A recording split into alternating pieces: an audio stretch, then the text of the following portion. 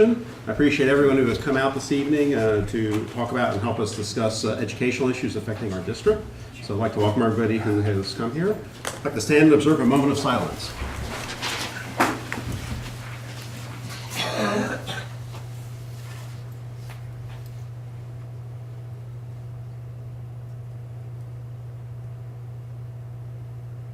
Now the pledge. I pledge allegiance to the flag of the United States of America and to the republic for which it stands, one nation, under God, indivisible, with liberty and justice for all. Thank you, everyone. First item of business is adoption of the agenda. Does anyone have any changes or comments? If not, a motion is in order to adopt the agenda. I make a motion to adopt the agenda. Motion by Mr. McGowan, Second. second by Ms. Ritchie. All those in favor say aye. Aye. Opposed? Motion carries 4-0 with Dr. Griffith absent.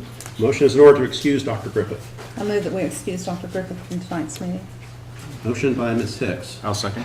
second by Mr. McGowan. All those in favor say aye. Aye. Opposed? Motion carries 4-0 with Dr. Griffith absent. Next item on the agenda is approval of minutes for the May 23rd, 2013 special meeting, May 28th, 2013 regular meeting, and June 6th, 2013 special meeting. Make a motion to approve the minutes. Motion to approve 3 sets of minutes from Mr. McGowan. Second.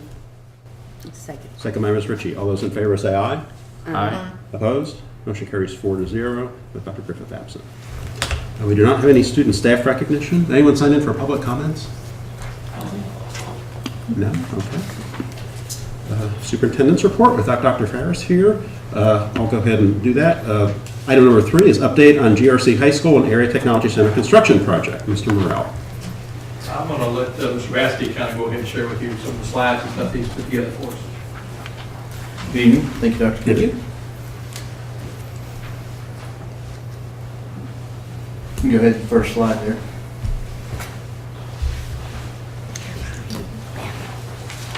Okay, what I've done is kind of put together a few images both from phase 1 and phase 2, so we'll run through phase 1. This is at your front entry. You've got there you go. Light poles are installed, and I think they've actually got some of the banners on it for the GRC Cardinal heads on the light poles now, so go ahead. This is at your main entry lobby. We've got some what we call track-off mat, and that's actually the rug surface, so you don't have to have rugs brought in and cleaned, so that'll help kind of, keep things orderly and not have to trip over rugs when you enter the building. So that's what that material is. So go ahead. This is your reception exit coming out of the reception area. Once people check in, there's actually going to be a plan directory to the right of the door there. The casing's already there, but we'll have an image coming here before we get started. So just for reference. Cardinal Bookstore right across the main lobby for your school goods and things. And this is kind of a view of the cafeteria entry. I think you've seen that before, but it's pretty much finished up the way it's looking there. So, and then of course the media center. You kind of see in the right corner the graphic that we put on there for the crest for the district, to kind of represent the school district in that way. So, and then as you can see, books are being filled into the shelves, and I've moved in a lot of things. So that's an exciting time to start seeing the books fill up the shelves in the media center. It's kind of a view out in the courtyard there. A few small views on the right-hand side, but just that main view is when you walk out of the behind the stair tower there, that main entrance. So I put this in here because these are the boulders that we're going to be installing in the courtyard as some extra seating areas for your students, just to kind of as hangout areas and things. We have some we can donate too. So That's right. That's right. And it's brought from the site directly, so those were found as we excavated out. These were generated from the project site. So we'll be incorporated into the courtyard for just some hangout space, and of course we'll clean them all up and strategically place them in some shaded area. So once our trees mature. This is an exciting one for me. They're finishing up the auditorium, and what you see there in the plywood is the substructure for your proscenium wood surrounds. It'll be similar to the wood surround grain that we have on the windows in the cafeteria and the media center. That same kind of Asian sun is what the wood grain is called, but it'll basically encompass that entire proscenium opening there. And then just a shot of the auditorium and the metal panels there and some of the light poles around the loop there. This was an exciting one. This came from the resident observers report today. This is kind of a shot from the just above the auditorium roof, looking back at your student parking lot, and you kind of see the lighter areas of the pervious concrete that we've incorporated into this project, and then the darker areas being the asphalt lanes, the driving lanes. We put the pervious in there as a kind of help to minimize your rainwater runoff and impact on the surrounding neighborhoods that way. So it's going to be a neat feature for the school. So just an update on where we are. Obviously, we've had a temporary certificate of occupancy that was issued back in May and is good until after we reach final completion, you'll see there. So as of right now, we're on target to meet our July 13th finish date. So with some punch lists and things, we'll be nearing that date right on it. So I'm pretty excited about that. So that's phase one. So go ahead. Phase two, Area Technology Center. I kind of took this view from the admin suite, if you will, southwest corner of the site. Okay, the yellow is the spray foam. That's all right, keep going. The yellow is the spray foam insulation that you're familiar with from the other areas of the building, and then that opening and pass through is where we're having the vehicular access to the courtyard, and you'll have a glass sectional door that'll raise on both ends there. So go ahead. And there's just some detailed views. The left-hand image is the surround for the transformer, so you can kind of see the CMU going on there, and then the right-hand image is just an up-close view of how they're attaching the attachment system for the stonework. Okay, the adjustable, anchoring you can see there. And then just a view of what we're calling the service yard between the welding and carpentry labs area. It's kind of dark. I apologize for that. But a bright day makes for a dark photo, I guess. So go ahead. This is the north side automotive lab, specifically there, the three openings on the right-hand side there, and then this left-hand side is where you have your tank storage for your acetylene tanks and things that will service the welding lab itself. And then just another view looking back, and then the image on the right-hand side is kind of looking from the ag shop area, parking area there, back towards the ATC. So most of the brick veneer and stonework is done there, so we'll be they're moving towards the south end of the building with the veneer now. So, okay.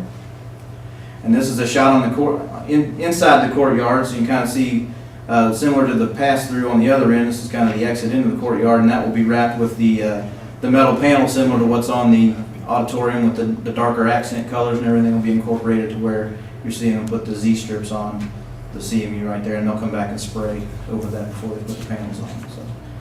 And then some views of the roof that's ongoing right now up there, so that's looking very nice, and the substrate's looking good.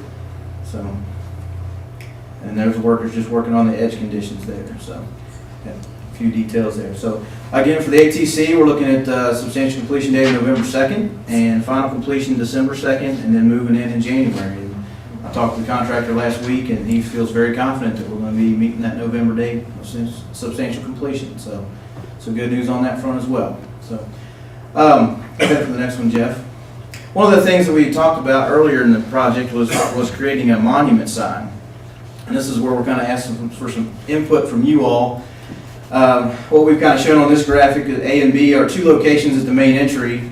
A would be kind of for more of a vertical sign that's raised up in the air that can be read from the highway, okay, type thing. I've got some images of what we're looking at, and you can we can look at this later on, but. And then area B is right next to the guard shack. It would be more for the smaller, just kind of masonry that you'll see in a minute here with simple signs. Go ahead, next, first slide. This is kind of an LED screen in the middle. Like I said, there's options for full color, LED, and then there's just, like I said, we can put the different kind of design features and things as far as the brick and incorporating the stone that we did on the building.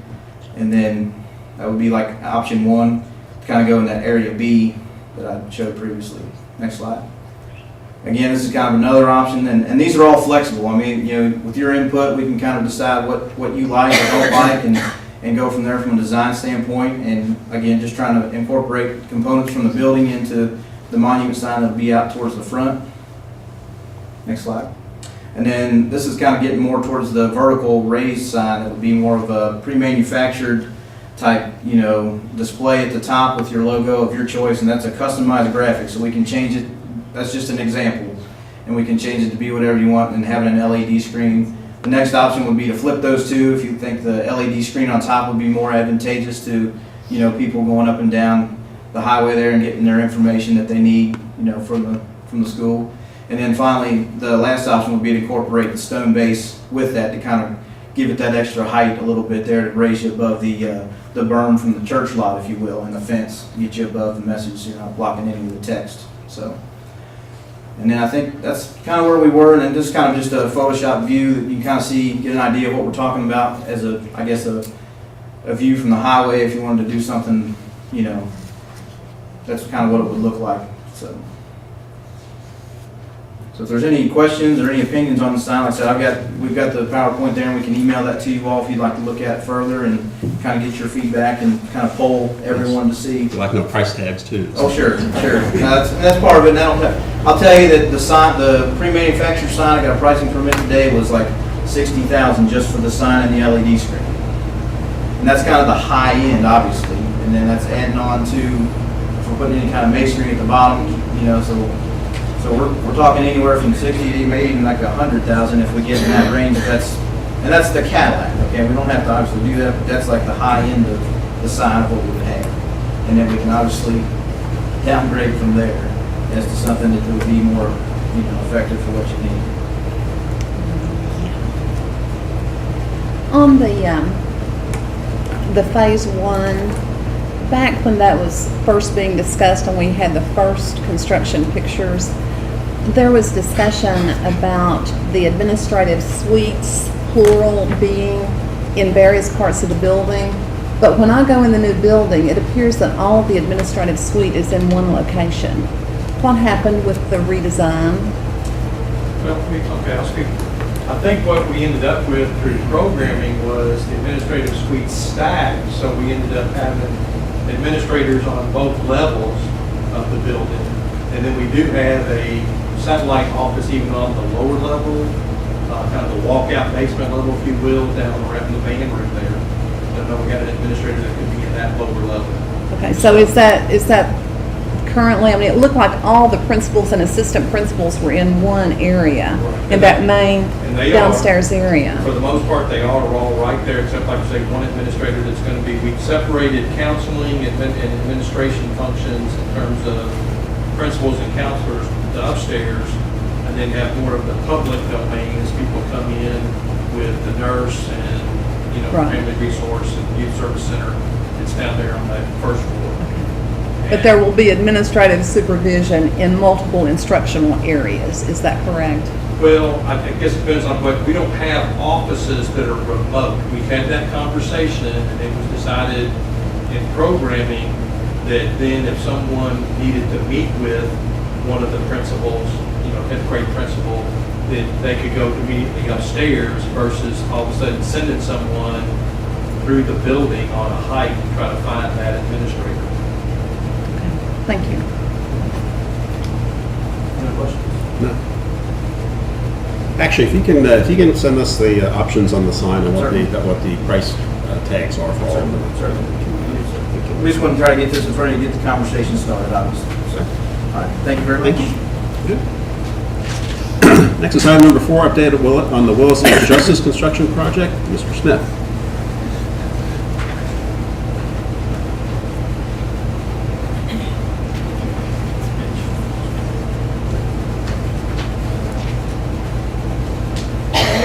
Good evening. Okay, let's see. Oops.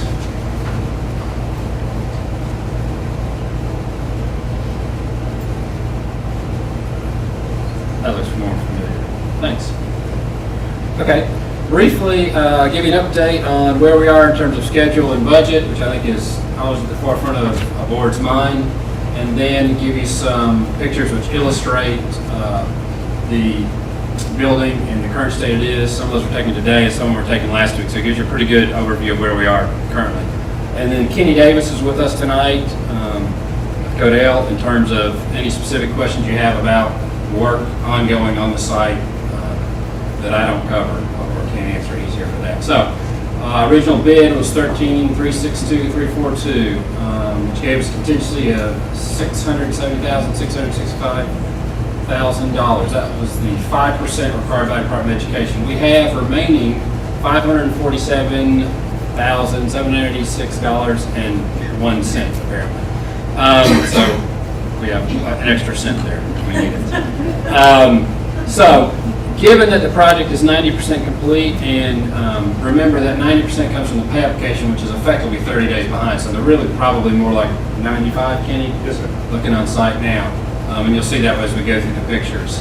We feel very good about the amount of money you've got left. That's money that the board has available to use either on the contract project or to buy playground equipment, other educational materials. It can be used on this site for other needs that you have. And we typically find when principals come on board and get into school, there's usually a list of things that are desires that maybe weren't able to be incorporated in the original budget. So you've got some money left to do that. The substantial completion date is July 3rd, just next week, next Wednesday. And I think we're on schedule, right, Kenny? Well, that's tentative because the state inspector is on vacation to the 2nd.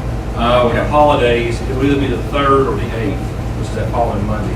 So this depends on which day we can get him. Yeah. That is the, what Kenny's saying is the state building inspector has to come by and give us a certificate of occupancy before we can declare the building substantially complete and let you all officially occupy it. Now, as you'll see when we go through it, why don't you go ahead to the first slide. This is the front. You can see they've got straw, they've got the curbs, the concrete flatwork in. You can even see up on the left-hand side in the shadow, they've got a good stand of grass up against the building. They're getting ready for paving. They're laying out the remainder of their curves, but the exterior is really finished. Next, please. This is the rear side. Not quite as far along. They planted the grass seed here a little bit later, but you can see the classroom villages expressed on the exterior down through there. Next, please. This is the service end of the building. Oops, not quite. There you go. Service end of the building with the loading dock and mechanical room and dumpster and that kind of stuff. You can see they're starting to get, these pictures here are a week old. So starting to get some good grass coming up. We'll make sure that they maintain it and get a good stand of grass around the site. Next, please. Coming into the building, this is a secure vestibule. If you remember, the doors that we're looking at immediately in the front are able to be locked during the school day, and that forces anybody that's coming into the building to physically go through the administrative suite. So they have direct, tight control over who comes in and out of this building. Next, please. This is your lobby. You can see we wanted to use a lot of bright colors to make it a welcoming environment, keep it light and a little bit fun. We've got 3 display cases right there as you come in to showcase the student achievement. So the first thing you walk in can be all the student academic achievements on display for everybody to come and go to see. And this will be the public area with your media center, cafeteria, and gym. So that'll also keep it on display for after hours event as the public circulates through this area. You'll always be able to display student achievement really 24/7 in this facility. The next, please. This is again looking back. The 3 aluminum silver colored doors in the middle are the secure vestibule that we saw in the first slide from the other side. On the right hand side is the media center. And then we've just got some decorative light fixtures. It's elementary school, so we want it to be a little bit fun. You know, not quite so serious yet. Next, please.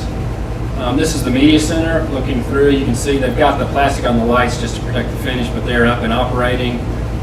The chairs are in. They're doing some final electrical connections. You can see we've got a lot of natural light as you go throughout the building. It was very important that we let a lot of natural light into the building.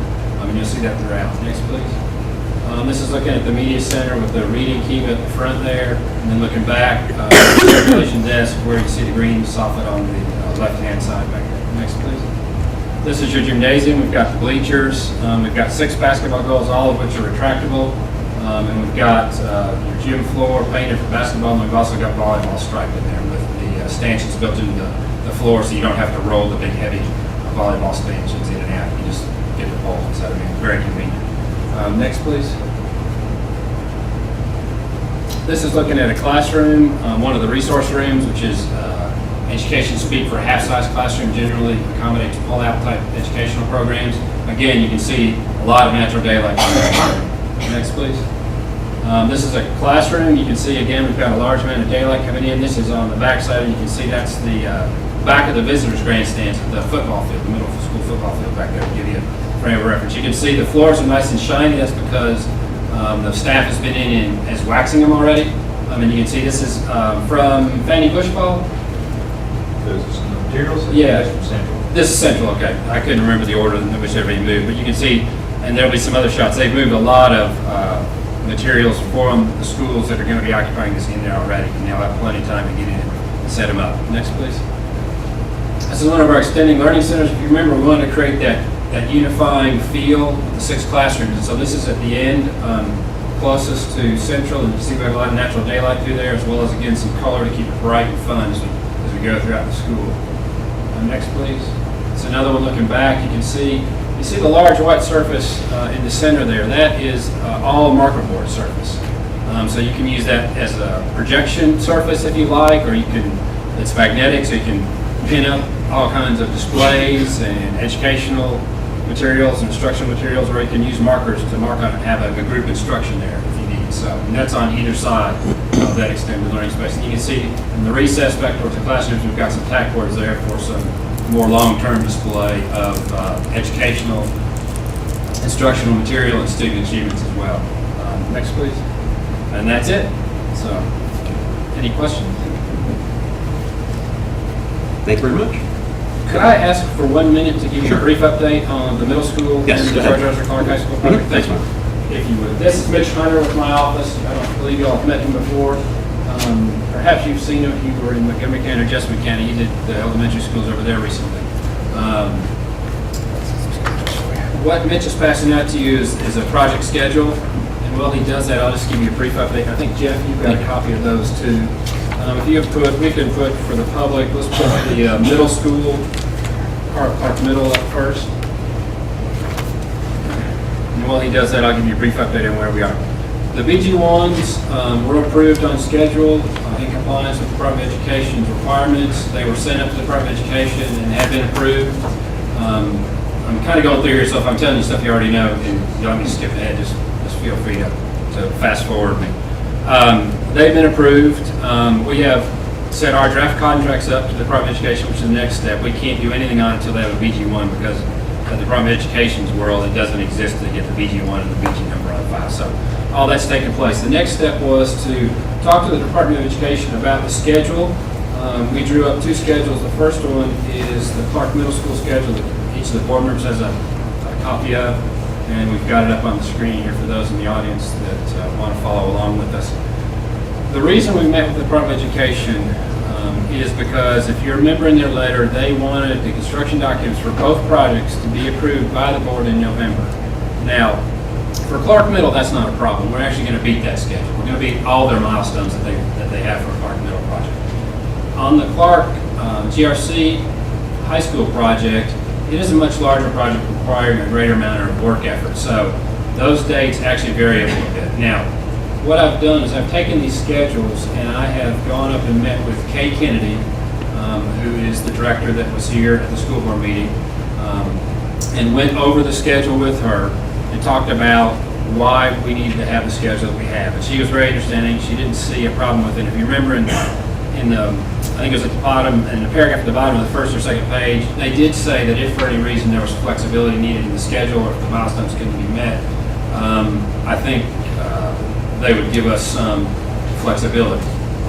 And I think the reason they said that is they're educators, not contractors and architects, and I think they chose a date and maybe perhaps didn't really know the exact scope of the project and how much work effort it takes to get an $8.5 million project done. So, and you can, if you want, Jeff, at any time put the other schedule up to show them. So these are the detailed dates for the schedule. I won't go through them in detail. You've got them in front of you there. If you have any questions, the one thing that we did say was different was the Department of Education asked that the CDs for GRC be approved at November 1. We actually have scheduled to do that in January 21st. They wanted the bid approval or contract approval in January 1st. We have that scheduled for March 18th. They did not see construction starting until May 30th, which is a little bit odd because from November to May is much more time than you need to get the bids in, the contracts awarded, and start construction. So I don't know exactly what was going on with their letter and their dates there. But anyway, we're still proposing to start construction in April, early April, as opposed to late May. So as I explained to Kay Kennedy, we're actually beating both your milestone dates, which I feel are most important, and she agreed, which is the end date for construction to start. So I do need to, at her request, write a letter to Dr. Holliday with these schedules asking for him to approve them, since he got involved and was the author of the letter that the district received. And so I'm prepared to do that tomorrow if all this is accepted to you all, have provisions that I need to make to the schedule or anything. And you can see, we've got each phase, we will come back to you as we did at the elementary school and get your approval prior to submitting those documents to the Department of Education for review. So you'll be involved all the way through and know everything that's going on in the project from beginning to end. So that's where we are. Okay. Thank you. Any questions? All right, thank you. Thank you very much. Next item is item number 5, update on relocation of GRC, Conkright Central, and Fanny Bush. Andy couldn't be here with us tonight. He's kind of in charge of this part of it. I'll try to go through, just give you a quick update of where we are. At GRC, the new GRC building, most everything has been moved. We're still holding, they held their basketball camps at the existing GRC, and they're going to be doing the band camp there too. So there'll be no camps taking place at the new high school until so we still have that equipment to be moved. On the number of days that we were using the temporaries, we still have a lot of those left. The move has gone really smoothly in all these buildings. So we're just about finished moving everything, the high school rooms. The teachers are been able to get into the rooms. They're starting to set up the rooms. If you go out there, you'll see a lot of the rooms already set up for functional classrooms. The ROTC part is complete. The move to Conkright, we have gone through our wing. We have painted every classroom. All the floors are waxed, hallways, classroom floors. H-wing, we've gone down the center of it. All those floors have now been waxed. We've remodeled the rooms to lighting, I think, on that. I think she's okay with where we are on that. Furniture started moving in today. So the furniture deliveries started today. We have more trucks scheduled for tomorrow. The furniture now is able to come directly off the truck and it goes into the room and being set up in the classroom. We're working our way around H-wing, the art room. We're going through in all the rooms until the art time we painted and waxed and have those looking like new classrooms. In the gym, we've gone through in the gym ductwork in the GRC, old GRC building. We've blown out, cleaned out all the ducts.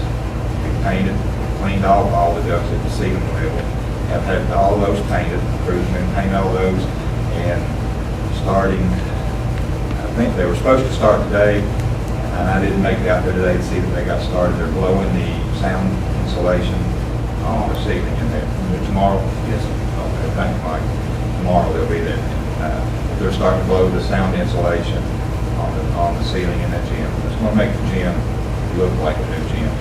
Will the Much more energy efficient. Will the windows be, when you look at those, the gym windows from the outside, it's horrible, horrible. I agree. That'll be something we'll do within the maintenance department. Okay. Yeah, we're going to try to attack the outside of those windows. From the inside, they look pretty good now. They're blacked out on the inside. They look really nice on the inside of the gym. But the outside, when you go around to the backside, Yeah. it looks bad. We're going to work on that part. But the rooms looked fantastic when I was up there last week. Amazing what paint and wax can do. And They were I think fabulous. the teachers feel comfortable with everything that's going on there now. And I think when they come in and see the new furniture that's set up, it's going to give that building a totally different feel. The Fanny Bush and all of Central's teachers' materials, you saw some of those sitting in the rooms. We've elected to leave Fanny Bush because we don't have a complete certificate of occupancy for the Justice Elementary. So we've had to set some things like all the things up in the upper part of the building, the gymnasium equipment, the art materials, the music materials, the library media materials, all those things we've got sitting in the hallways in the educational part because we have occupancy of that. So as they finish next week and get the occupancy for that, then we'll move that material in. We still have the days left with the Adeco and Andy's group. We have several days left with them, and they'll move that material into those rooms once we get the certificate of occupancy, and then we'll pick up the last remaining piece, which is the classroom materials for the Fanny Bush teachers to move into the classrooms. And we'll be starting that next week also.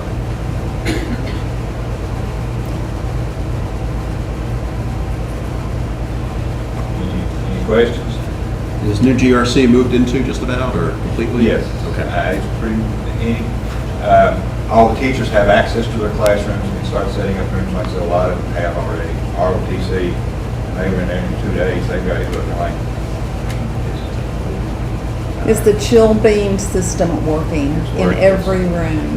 We've had, as you would with anywhere, we've had a couple of issues, but they're addressing each individual issue. We found a few minor things, not with just the chill beams, but with all the controls. It's still a control, so I get control of the building. And as more of the building comes on, it adds to the controls. So we're still working on it, but,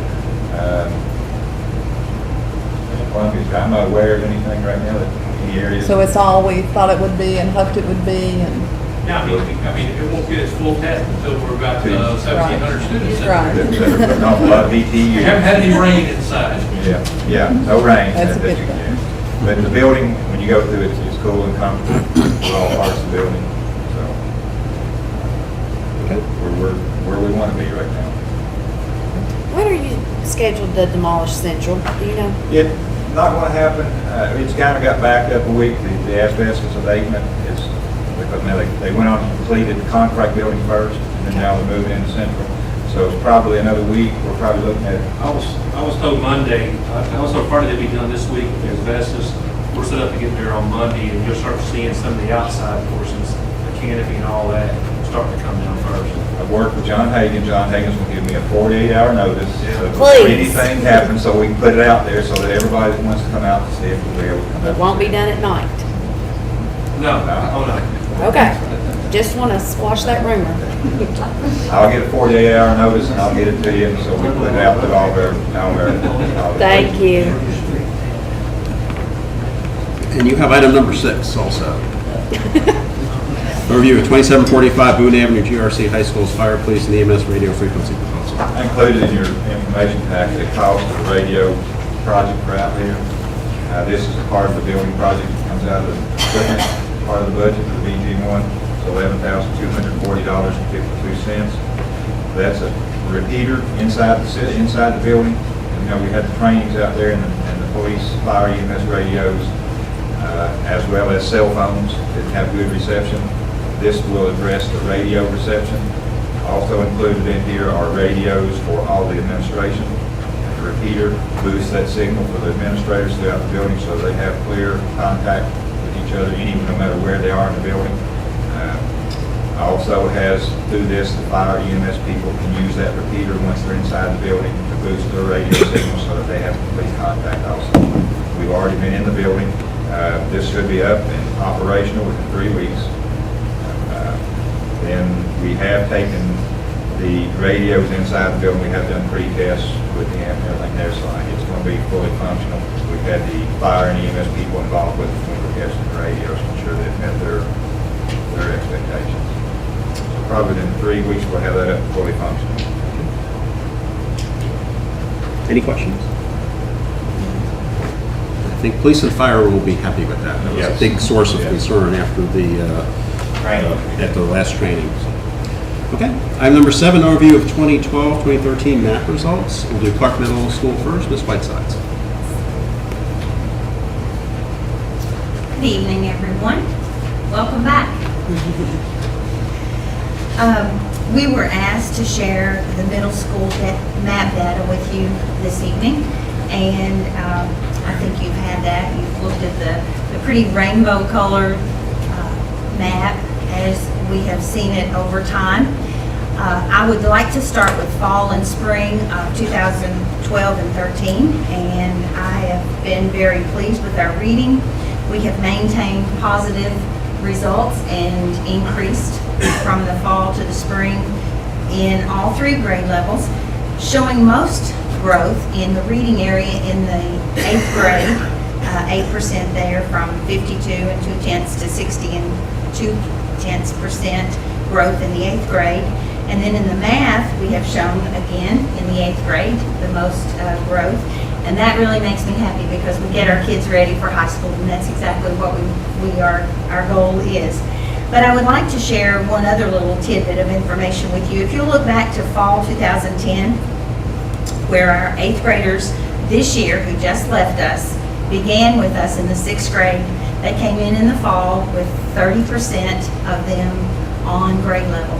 And if you look, when they left us, they were 60 and 2/10%. So we really feel very pleased with that growth, 30 and 2/10% growth there. Same thing with our 7th grade. When we went from 7th grade to 8th grade, they gained 15% in the reading aspect. In the math, same thing. In 6th grade, they started with 37%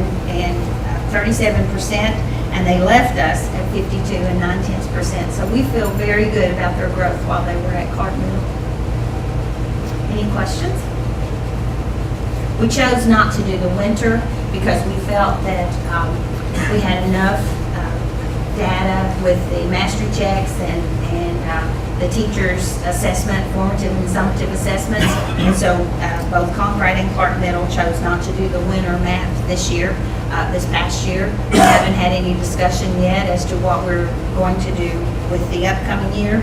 And I haven't had discussion with Ms. Thompson nor Ms. Considine, but I would like to add science to our growth factor for next year with the math. We did that at Clark Middle a few years back, but I think with the new science standards coming on, we need to really look at the science aspect of math.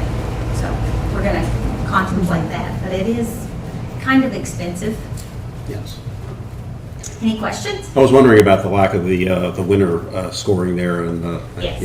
fall to spring can be a long time, and you've shown good growth, which is Yes. good. But if the growth wasn't as expected, I was wondering if you could look back and say, well, do we need another data point in there to kind of steer us in the right direction if we were having some issues? But it sounds like you've got feedback from We plenty did of the other mastery sources. checks, so- and I think that that was every 4 to 6 weeks. We had a mastery check in that area, in all areas. Okay.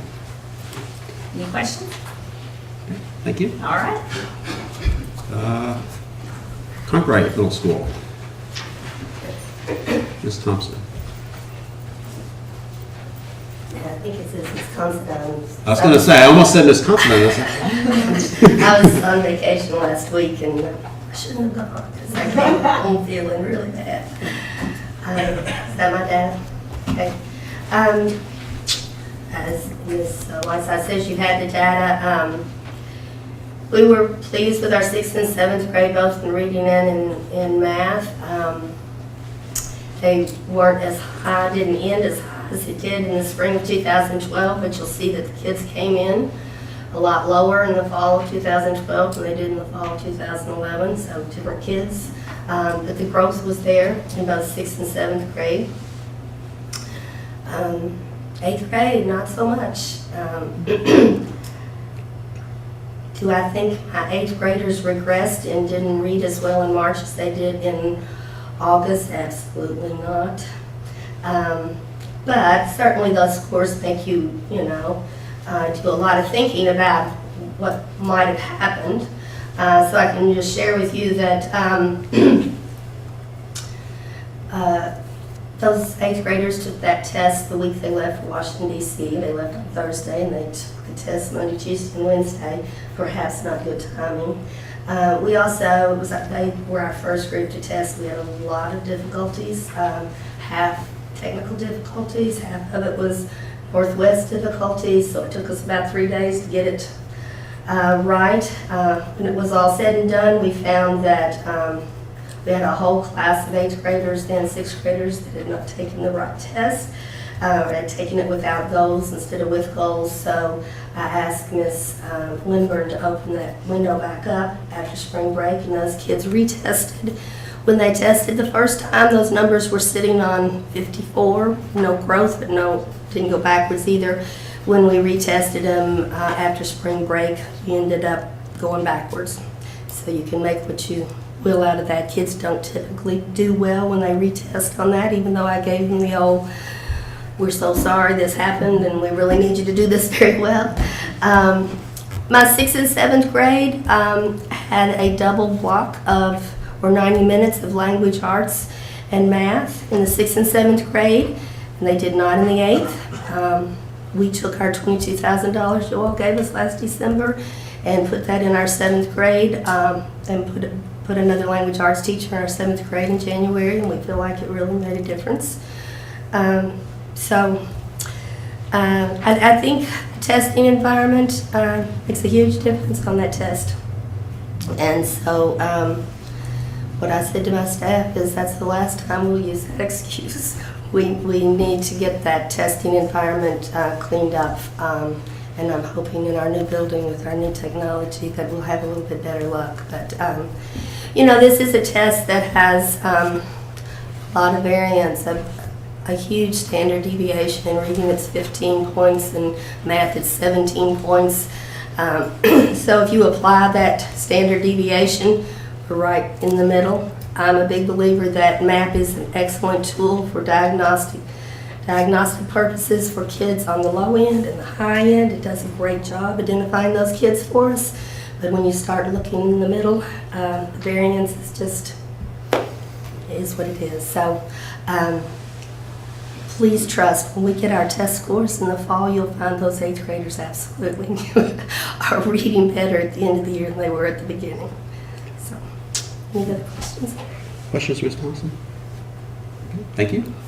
Okay. Can I take just 1 minute and say, I just want to reiterate what a wonderful job everyone in the district has done with our move. I just can't say enough about how smooth it's gone, both getting out of our building. You all know that when you move out of a house, getting the furniture out is the easy part. It's opening the drawers and the closets. And wow, it was a huge undertaking. Mr. Biggers and those kids that he brought in there worked so hard. School was out on Tuesday, and the following Wednesday we were completely out of that building. They shut the water off, so we got out a couple of days early. So that went very smooth. The custodial staff at GRC have been wonderful. As Mr. Christie said, our rooms are all painted, the floors were waxed. They continue to just work miracles there. Our furniture started rolling in actually yesterday and today, but finish up tomorrow. We're thrilled with our new building and how smooth it's gone, so I just want you all to know that. Okay, thank you. You're welcome. District map results, Ms. Thompson. Good evening. What we have is the district picture. I know the two middle schools have shared their individual map data, but you're going to get to see the district data that starts with kindergarten and is going to take us all the way through 8th grade. The good thing about this is we compile them all together, so we see a district overview. Let's see. I think kindergarten has always got it on the ball, but you have to realize that in kindergarten when we assess, we do it in small groups. There's a lot of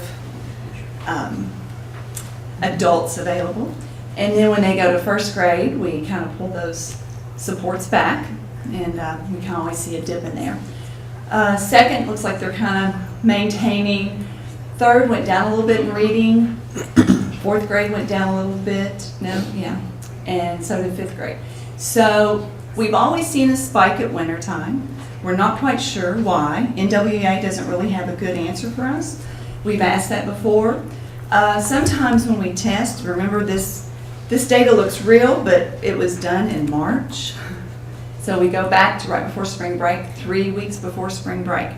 If you've ever been in elementary school right before spring break, they're very, very excited to have a week off. But those are the dates that NWEA picks for us. We have to assess at about 100, let's see, no, it's not, I can't remember. There's so many dates in between the assessments in order for it to be valid. So if you look at math, and I have to say I'm very pleased with math because math has always been an issue for us. But if you look, it seems like we're making some progress at the elementary level. And we're seeing some really come up. I mean, 2nd grade went from 68 to 70. That's a pretty big jump. 53 to 53, not so much, but 54 to 61 in 4th grade. So we really, hopefully, when our students leave elementary, we're not going to see them coming in at middle school at that 35% that we were seeing in 2010. I think we are understanding the purpose of MAP and that it is a universal screener, even though we do compare and give try to do a prediction on grade level. Technically, we use it to monitor students for RTI and interventions, and that's essentially its purpose. But we like to share our data with you so that you can see where they are in relation to the rest of the United States. Any questions? Okay. Thank you. And I will check about the science. It is very expensive, and I know that we have submitted the PO for it, for MAP for this coming year. But if you would like for me to look into it, it could be something that we could at least get a figure for you. Yes, if you can get us a Okay. figure, that would be good. I don't know if we would, 4th and 7th probably. I Okay. don't think we would test at 5th and 8th because they're not going to take the K-Prep. So it would just be the 2 grades, but we can look into that. Okay. And I can bring that to you in July. That'd be fine. Thank you. Next item on the agenda is item number 8. Ms. Amos, consider approval of the 2013-2014 12-month employee payroll calendar. Yes, this was one that was left off our last agenda, same date, same everything else pretty much as the other. It just shows the spread out of pay for people who work 240 a year round, basically. Okay. Any questions from Ms. Amos? If not, a motion is in order to approve the 2013-2014 12-month employees payroll calendar. I'll make a motion. Go ahead. We'll give it to Ms. Hicks. Or second. Okay. Motion by Mr. McGowan, second by Ms. Hicks. All those in favor say aye. Aye. Opposed? Motion carries 4-0 with Dr. Griffith absent. Next item is item number 9. Consider approval of the 2013-2014 KEMI workers' compensation insurance coverage in the amount of $254,215.38. Yes, we kind of got our bids late because we were looking around to see what we could get. We tried several different companies, and we were turned down by a lot of them. The market's kind of flooded right now with what happened with Kisbet. Not a whole lot of people writing, but ours did increase $34,000. And Mr. Mazingo's here to answer any questions you may have. But most of that increased cost is due to our loss runs, our history of accidents and things in the district. We actually asked over 40 insurance companies for quotes, and we got one other quote. Even the co-op we did with KEDC, we got no takers on our loss runs were just not good. So what can we do to decrease the loss runs? Be proactive training, slip, trip, and fall trainings, that kind of thing. Just a better reporting system, kind of, I don't know. I think possibly it may have something, there's probably a cause and effect with all of our construction, with uneven sidewalks and things like that. Mr. Mazzino may have some more ideas about what we can do in the next year to work on that loss run, working on getting that down. I'll be working closely with Kimmy, Kentucky Employers Mutual Insurance Company, to implement some loss control measures that reduce your claims numbers.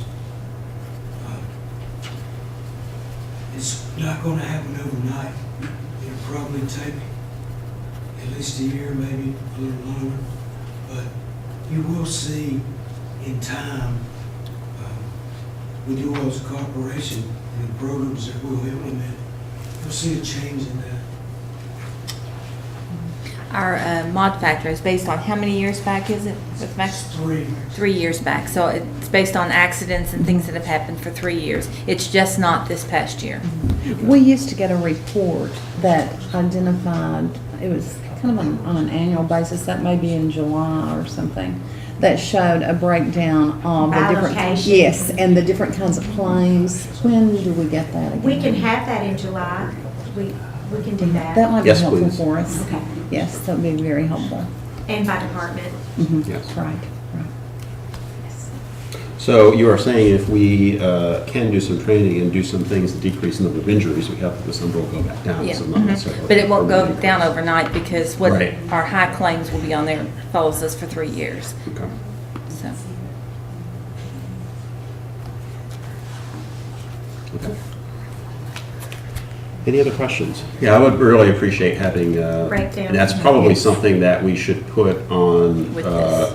something yearly. And that's A something regular, yeah. That should be on a regular schedule. We should have that yearly. July seems like a good time to do that. Okay. So, Scarlett, we have had mandatory meetings and had to slip and fall discussions and films and that, so we're trying to implement that. any other questions? If not, a motion is in order to approve item number 9, consider approval of the 2013-2014 KEMI workers' compensation insurance coverage in the amount of $254,215.38.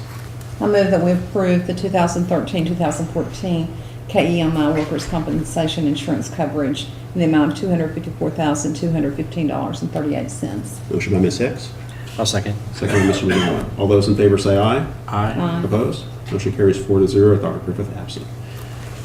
Next is item number 10, consider approval of 2013-2014 student fees for Clark County Elementary Schools. The elementary schools in the past have had just a flat $15 student rate fee that goes to the schools. Any child on free or reduced lunch, that fee is waived, and that will stay consistent. Okay. No increases. That's no change from last year. Yeah. Okay. Any other questions for Ms. Amos on item number 10? If not, a motion is in order to approve. Make a motion to approve. Second. Second. Motion by Mr. Gowan, second by Ms. Hicks. All those in favor say aye. Aye. Opposed? Motion carries 4-0 with Dr. Griffith absent. Item number 11, consider approval of 2013-2014 student fees for Clark Middle School. Clark Middle and Conkwright are both together. They kind of follow the same school fee pattern. No really big changes. World language, the title has changed of that, but other than that, no increase in fees. Any other questions or discussion? If not, motion is in order to approve. I guess we'll consider these separately. There was really listed separately on the agenda. So a motion is in order to approve item number 11, 2013-2014 student fees for Clark Middle School. Make a motion to approve item number 11. Motion by Mr. McGowan, Second. second by Ms. Ritchie. All those in favor say aye. Aye. Opposed? Motion carries 4-0. Dr. Griffith absent. And motion is in order to consider item number 12, approval of 2013-2014 student fees for Conkwright Middle School. Make a motion to approve item number 12. Motion by Mr. McGowan, Second. second by Ms. Ritchie. All those in favor say aye. Aye. Opposed? Motion carries 4-0. Dr. Griffith absent. And number 13, consider approval of 2013-2014 student fees for GRC High School. This is no increase from the previous year, and these fees are listed in the student handbook as well. Any questions from Ms. Amos on item number 13? If not, a motion is in order to approve. I move that we approve the 2013-2014 student fees for George Rogers Park High School as presented. Motion by Ms. Hicks, I'll second. second by Mr. McGowan. All those in favor say aye. Aye. Opposed? Motion carries 4-0. Dr. Griffith absent. Thank you, Ms. Amos. Next item is number 14, consider approval of 2013-2014 Clark County Public Schools Certified Evaluation Plan. Ms. Considine. On April 18th, the Certified Evaluation Committee met again, and we looked at our current evaluation plan. And remember, I think I came to you in March, maybe February, March, for our intent on the 14-15 evaluation plan. So this one is only current for this year. And so we felt like since we were going to be using it for 1 year, we wanted to make very little changes. So we left it as is, except we changed school library or librarian to school media specialist. That was, it wasn't consistent throughout the document.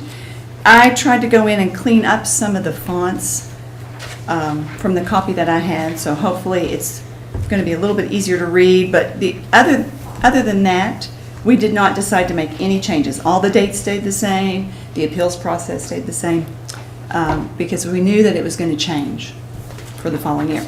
Now, since then, it has been brought to my attention, if you will go to page 7, if you can follow that along, Justin, I appreciate it. On page 7, this plan was adopted in June last year before we changed the assistant superintendent to chief academic officer. So if I can have your approval tonight, in the chart where it says assistant superintendent, I would like to change that to chief academic officer so that it does follow along our job description. I think that would be important. And then if you go down to E equals, it says administrative director dash instruction, and instead of saying instruction, I think it should say chief academic officer, because that is the person that would occupy that job description. Because it gets a little, when it says instruction, no one quite knew what that position was. So that would be, those are additional changes that has kind of occurred. So A and E would become chief academic officer, correct? E, just E. Just E, okay. That's right, okay. Yes. We would leave D as an administrative director, and then F is director of pupil personnel, and G is the director of special education. It just didn't really state the chief academic officer. Okay. It was kind of vague with instruction, but I think that's the purpose of, I wasn't in on those conversations that previous year, but I think that's where we were headed, with your all's approval. And there will be big changes for 2014. Oh, goodness, 2015. yes. Okay. As we motor along, and everybody is very unsure about it. We received something from KASC today that we may be looking at 15, 16 to make for accountability purposes. I mean, we're going to implement it. The good thing is that they're not going to use it as part of the accountability if we're not sure about it yet. We're piloting it. And one other thing, we did pick up Strode Station since I spoke with you all as a pilot school as well. Okay. Good. So that's good. That's 2 elementaries, 2 middle, and 1 high. Okay. Good. Okay. Okay. And pilots are going okay. If we can all get through Teachscape as administrators and be certified, we'll be happy, won't we? I've heard about that. It's a lot of hours and a lot of video watching. Yes. And I forget that I've completed a module because it doesn't tell you if you've completed it. It just shows you how much time you spent in it. And I'll go back and I'm thinking, I've watched that video before. So, it's a learning experience. But I think board members should audit the course. What do you say? Hopefully we will all pass. And we did have a June completion date, but I don't think we're going to make it, are we? I'm not, but we're working Some other towards it. districts are having the same issue. Yes. Oh, my goodness. That's the common theme right now. It is a so. common theme. And just recently, even here at central office, if the weather is a little iffy, do not attempt Teachscape, because when you go out, it doesn't save your work. So if we have flashes, and we've had a lot of storms lately. Yeah. So it has some glitches. Frustration. Yes. And also on the title page, it will have Paul Christie, superintendent. And it's listed in there also on page 2. So that will be updated. And what I would like to do is make those corrections and send them back to you so that you see them before they go to print. Okay. And I think we're looking at a July print date. Probably after the 4th, that week following, we'll begin to print the certified evaluation. Okay. Any questions? Any questions from Ms. Considine? If not, a motion is in order to consider approval of the 2013-2014 certified evaluation plan with edits as suggested by Ms. Considine.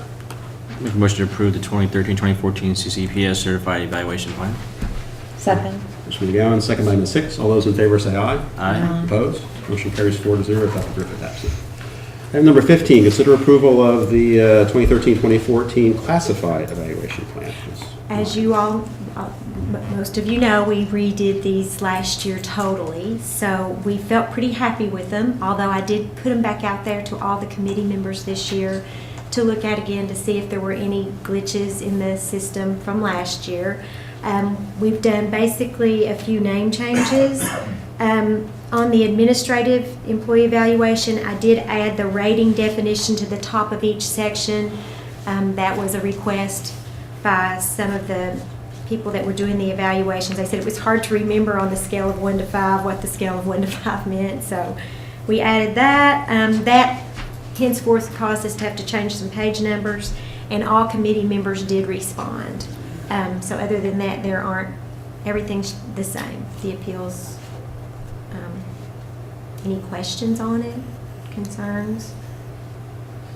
This may have been a question to have asked before. When do the appointments for the appeals committee come up?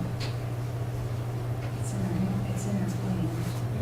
It's like every 2 years. It's every 2 years. Is this the 2 year? This year will be. Because I don't believe we did that last year.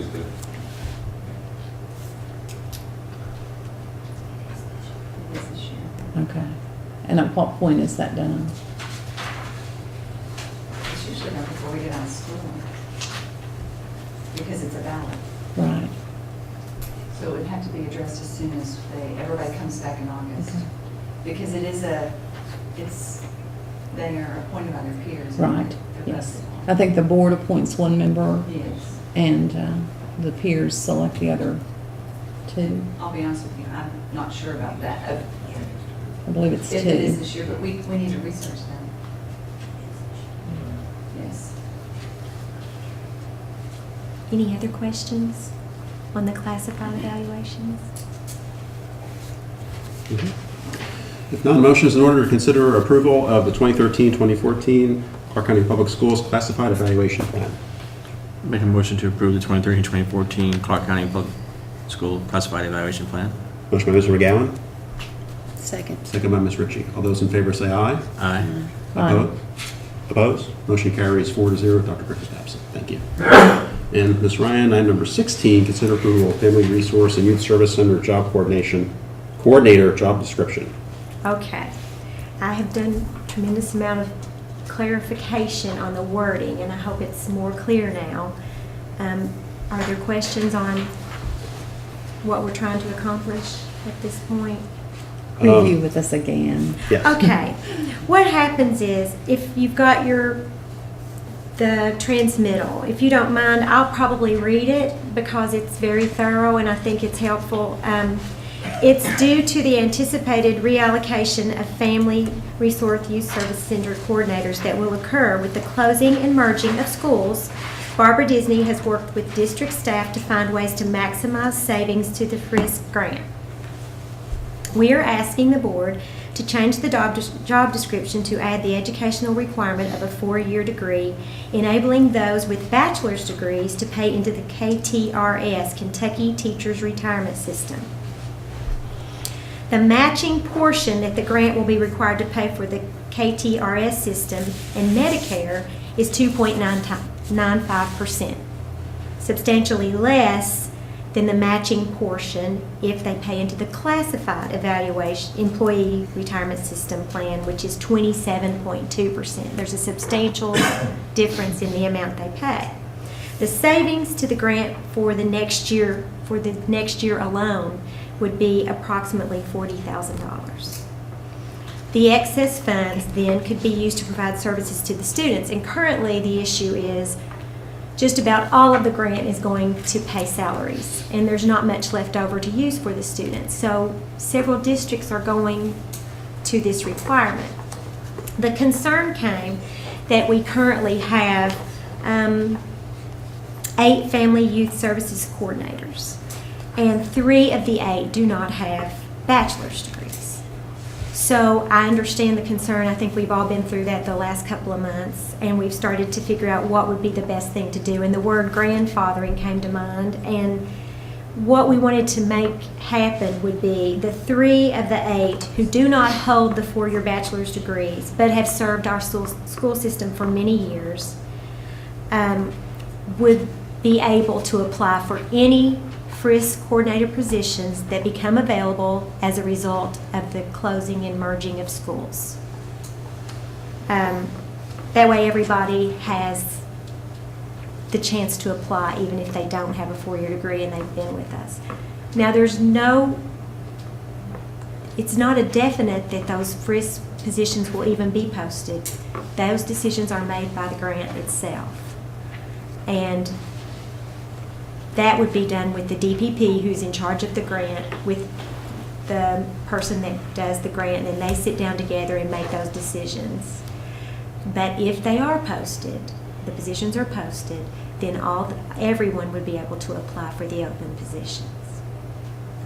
So is that more As schools clear? merge, will the position be automatically posted? It's not an automatic. The way of course, I wasn't in on that, but the emails that I have copies of that came from the lady that does the grant, which is Leanne Gabbard,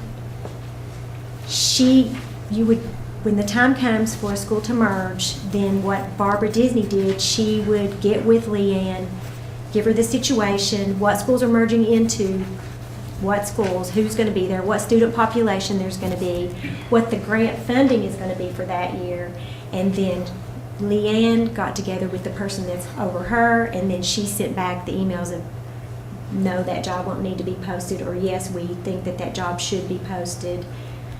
So that's how that went with the DPP. And we just take our cues from them. Okay. So Scarlett, if, this is, as I read it, it's saying that these coordinators who do not have the 4-year degree could apply if posted, if it meets all that, as a result of closing and merging of schools. Does it mean that they could not apply for other FRYC positions that may become open at schools that aren't affected by a merge? Say there's a resignation at Strode Station. Could a person without a 4-year degree apply for that position? So they want to move from their current, because they're all employed currently.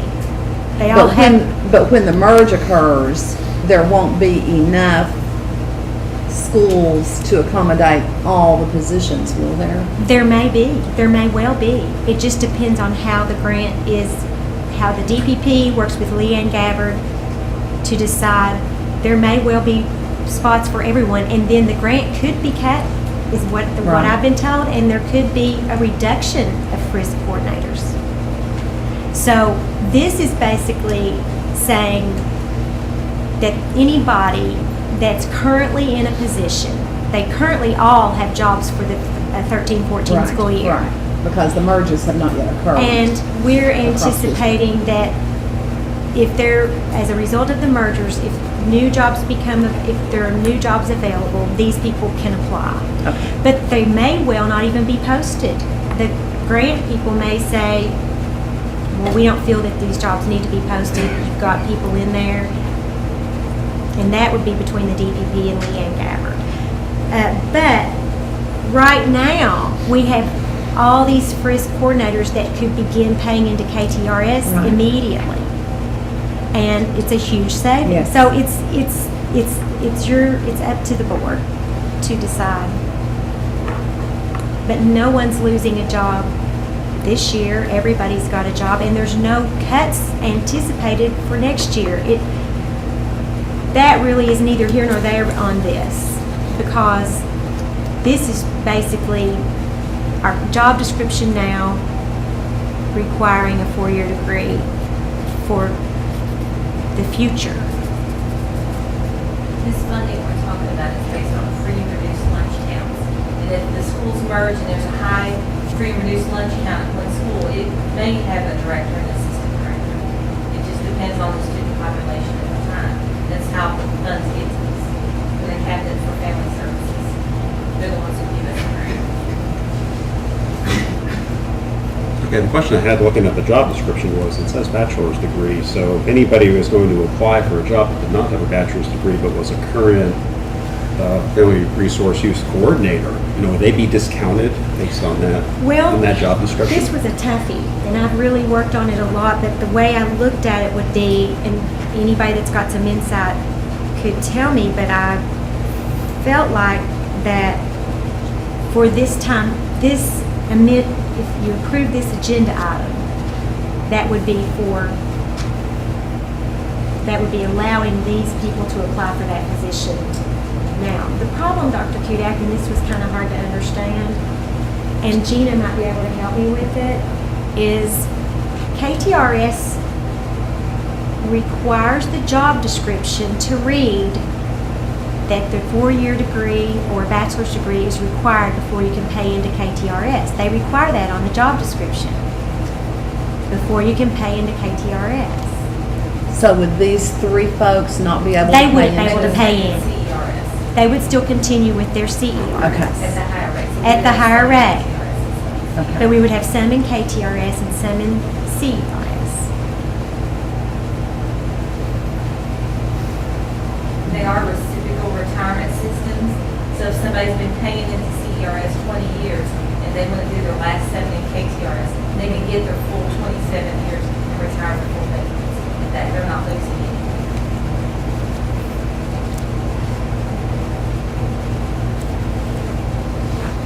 Any other questions? So on the job description itself, we cannot write into it the grandfathering of folks without bachelor's degrees. Is there a way to say bachelor's degree or X number of years of service in this position? No, it can't be or for KTRS. If you're going to pay into the system, you have to have a 4-year degree. It's unfortunate, just the way it works. But what's your concern? That we Well, my would not concern follow is- through with this? Let's say we go from 8 family resource coordinators to 5 as a result of school mergers. And let's say a position opens up or some people decide not to stay or there's some other, we free reduced lunch grows up, there could be 2 people at one school. So there's some moving around of people and some applications. So if one of the people who is currently a coordinator goes to reapply for that job but does not have a bachelor's degree, according to this job description, it would not be considered, correct? But wouldn't approving this agenda item say that we're gonna, I see exactly what you're saying, but would If I'm the person that's applying and I'm reviewing that application, we're saying the requirement is a bachelor's degree, you don't have it, I can't consider your application. So Right. that's the concern. That's the concern. that's, you're talking about the physical applying, that's not. I can't hear when the air conditioner's Would it, behind me. well, what Brenda was saying, that would it be, they would do an internal application, which they would do an internal because they're already one of our employees. That's what we do if they're applying for a job that's already in the system. But I see what you're saying, but I was of high hopes that approving the agenda item would allow for those 3 people for the time frame to be able to apply for those positions. But what is the time frame? Until the merger's out, until all the mergers are finished. Okay, but that's the concern, is after, this only affects through 2014-15 then, when the mergers are done. If everything is complete by then, yes.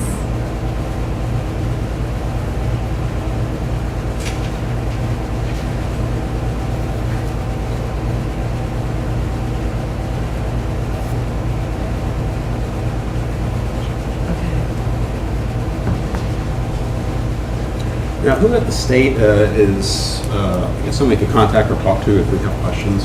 Mike Denny. Who is it? Mike Denny, he's Okay. over the program. Okay.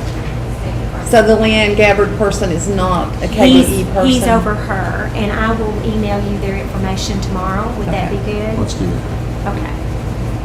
I'd just like to have an email conversation with them and say, all right, here's the situation. Are there any options out there? So. Is there anything you would like for me to do more? I think we just need to, It's after the merge that I think Yeah. is the issue, is Yeah. that since we do not know, I mean, we know how many schools we're going to have after the merge, but if the 3 people who do not currently have a 4-year degree are only protected in that position through the merge, and for whatever reason, if their grant is not approved the next year because of the free and reduced numbers or whatever, and there's a vacancy in another school, the way I read this, those folks would not be able to apply. It is definitely upping the educational requirement. It is for Yes. future. And it is, the question comes is, there's a significant amount of savings, and Right. but there's no, it's just a decision we have to look at. I mean, And I understand that, and I understand the savings and the difference between the 2-point-something% and the 27-point-something%. But if we have individuals in our district who have served in this position for, I agree. for all those years. And I really, Yes. really would welcome questions when I upload the next time. But, I think we're so careful about not asking questions when it relates to personnel. That it's. Well, just as long as it's not names, but just Right. positions. Right. And we're good about that. I think there's not a good, it's not a perfect situation. But, so we cannot grandfather these folks as long as they are employed in our district? Could they be grandfathered, these, As long as they're employed, as long as they're? So my question would be, I had. bachelor's degree is one thing, but, somebody who's worked in a position such as this for 10, 12, 15 years, I mean, the amount of experience you get from actually doing the job is tremendous. It's a lot more valuable than what you're going to get for your college degree. Dr. Kudak, I totally know. This is strictly a paper wording item that the KTRS requires, and it's very unfortunate. But that's it. I'm just presenting a possibility. We understand. So if it doesn't work, it doesn't work. If the 3 individuals who do not currently have a 4-year degree, they're grandfathered for the time through the merger. If they could be grandfathered for this position for the time that they are employed by our district. I can work on that. I would still need to put the 4-year degree on the job description. Okay, so if I just reword the agenda item. And that's what I can do. We are approving. We're approving the job We're description. approving the job description. The job description says bachelor's degree, and our concern is that Right. somebody without a bachelor's degree that applies for it will not be considered. That's what that job description says. So, Well, you're right. I did add on that additionally, the approval of this agenda item would allow the 3 coordinators without 4-year degrees the eligibility to apply for any FRIS coordinator positions that become available as a result of the closing and merging of schools. But that's only on that, it's not part of the job description that we're approving. Okay. I think that's our issue, is that the we're little. approving the job description. Okay. Right, not the, that description of the agenda item isn't the same as the job description. Okay, well, I will get it done. Should we table If you it? could get me was it Mr. Dennehy's email? I'd like to have a little email conversation with him and see I'll what. send all the contact information to you all tomorrow. Okay, thank you. So we gotta table this? Say a motion is. I move that we table this agenda item number 16 pending further information. Moved by Ms. Hicks, second by Mr. McGowan. All those in favor say aye. Aye. Opposed? Aye. Motion carries 4-0. Dr. Griffith absent. Thank you, Scarlett. Thank you. Okay, how about item 17? Item 17, approval of the Clark County Public School System 2013-2014 Employee Handbook. Okay, basically names, there's a few name changes, obviously. Some we're going to be putting on, some we're going to be adding later. There is a suggestion for a change to FMLA by KSBA, which we rely on them every year to give us the suggested changes to the employee handbook. They're in strike-throughs in yellow. You can see those. That's on page 14. There's a change to the retention of records having to do with video and audio, and that's on page 19. There's a change to the restraint and seclusion information, and that's on page 25. There's an addition about weapons on page 23. There's a change on the use of school property by employees.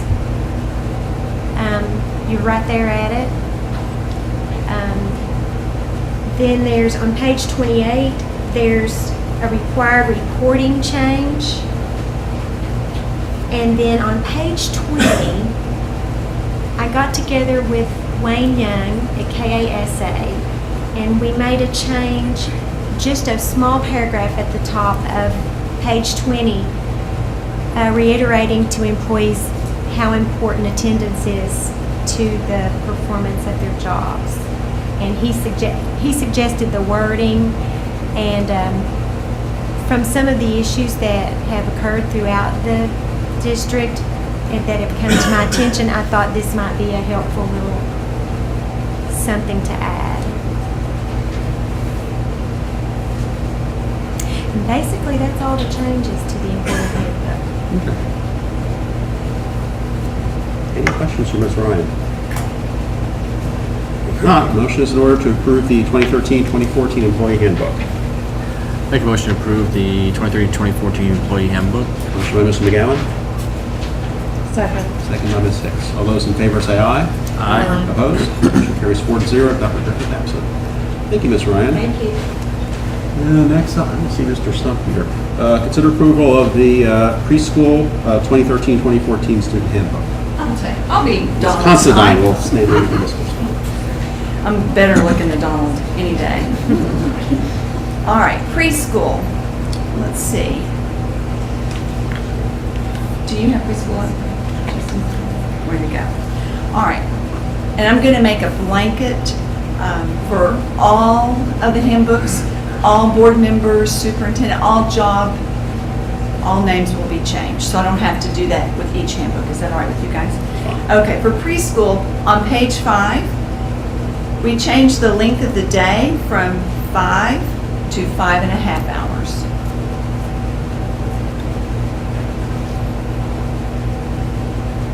And on page 10, we removed the title school pictures to page 11 because I think and that was the only preschool changes. I think it was changed completely last year.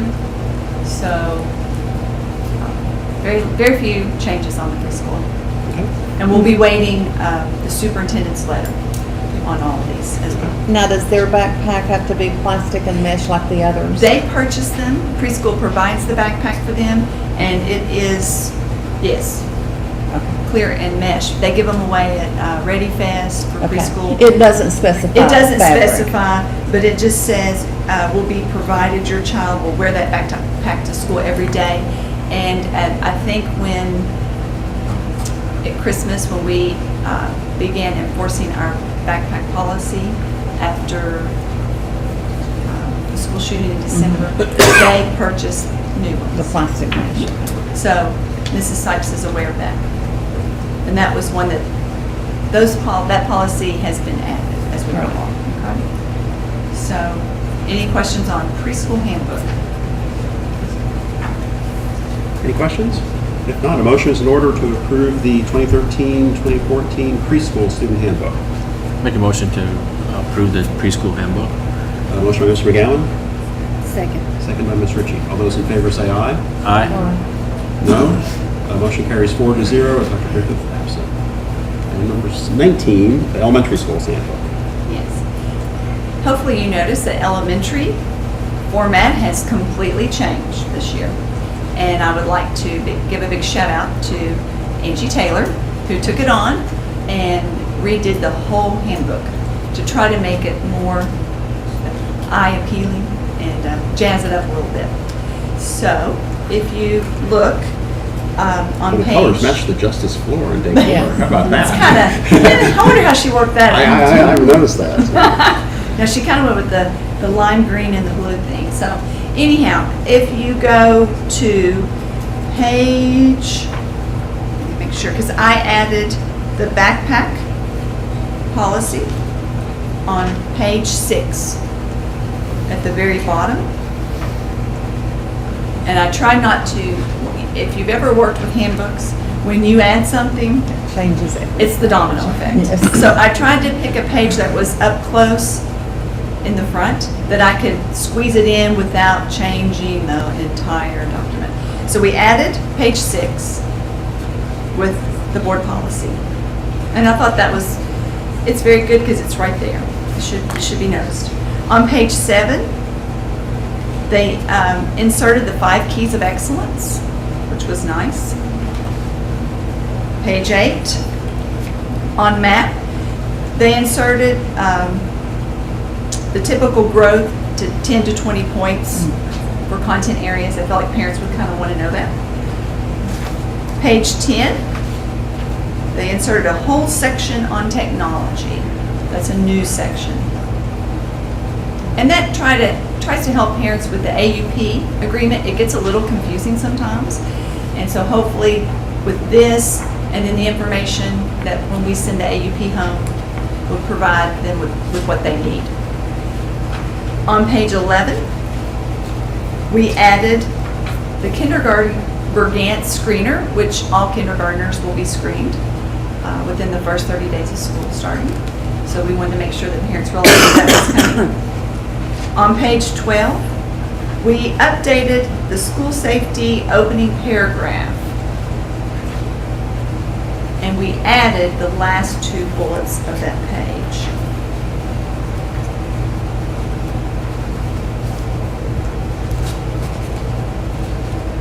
Just kind of talking a little bit about visitors and our background chaperone checks.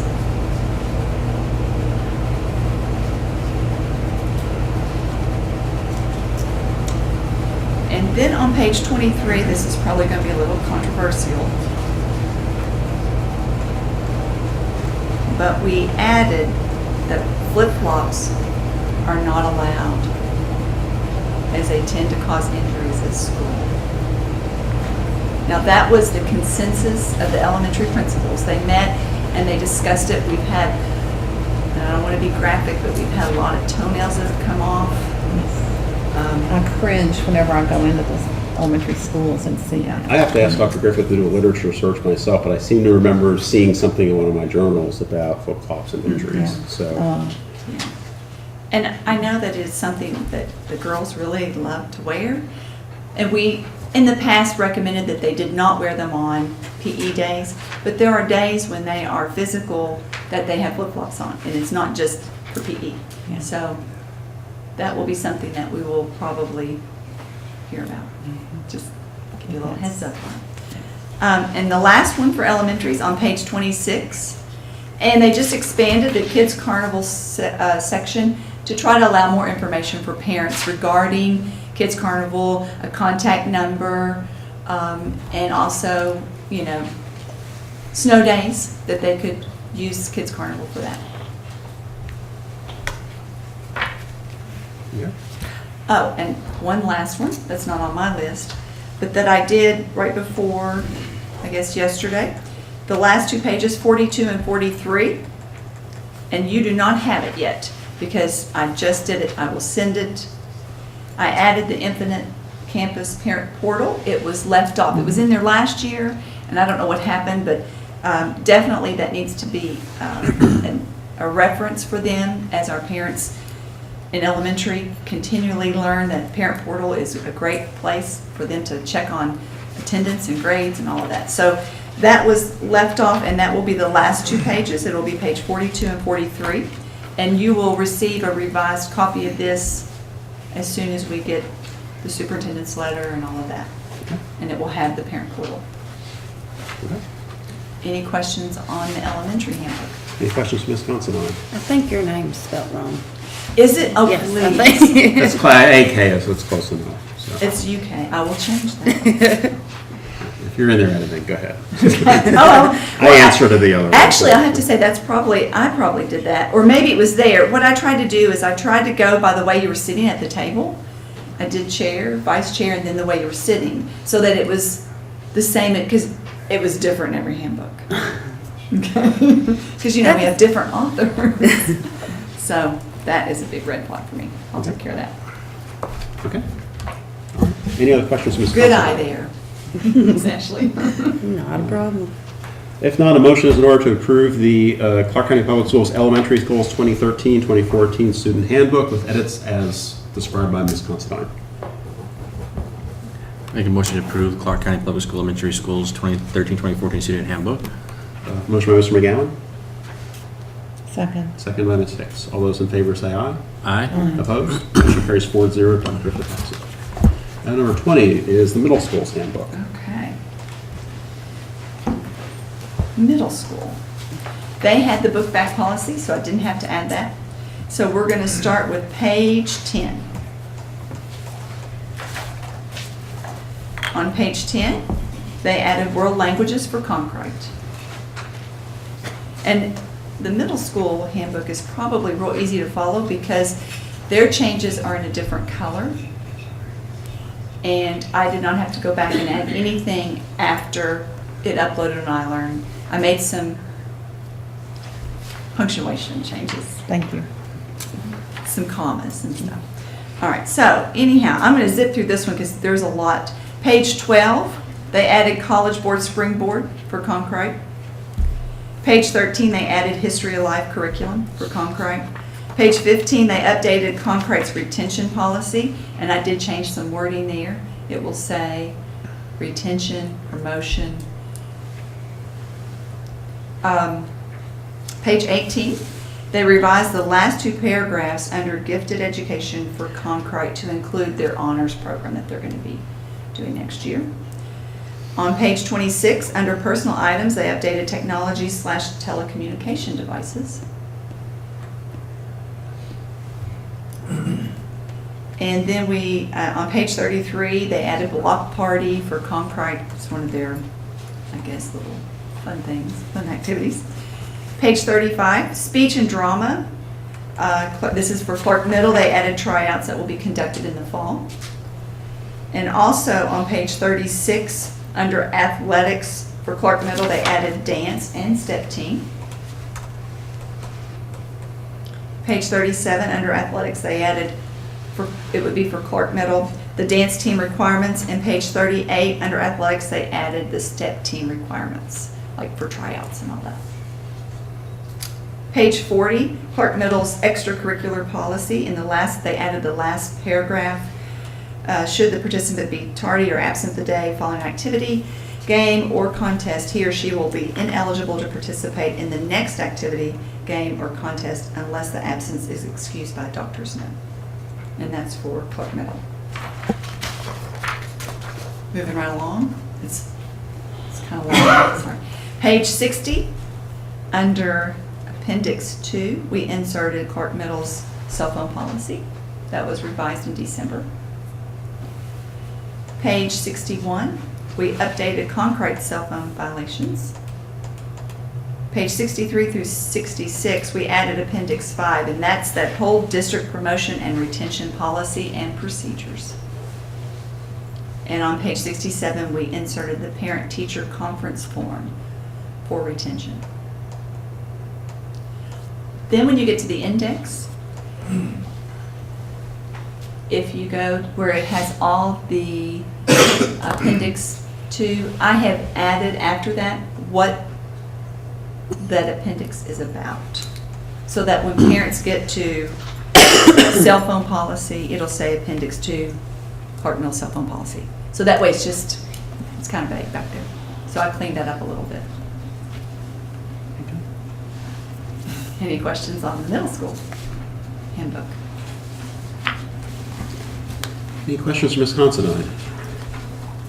If not, a motion is in order to approve the Clark County Middle Schools 2013-2014 Student Handbook as presented. I move that we approve the Clark County Public Schools, Middle Schools 2013-2014 Student Handbook as presented. Motion by Ms. Hicks. I'll second. Second by Mr. McGowan. All those in favor say aye. Aye. Opposed? Motion carries 4-0 with Dr. Griffith absent. Let's see, item number 21 is the high school handbook. Okay. Same with the letters and all of that. That will be current. If you will go to page 7, we're going to remove the practical living requirement, and they added science changes. Okay, wait. Page 7. Yes, page 7.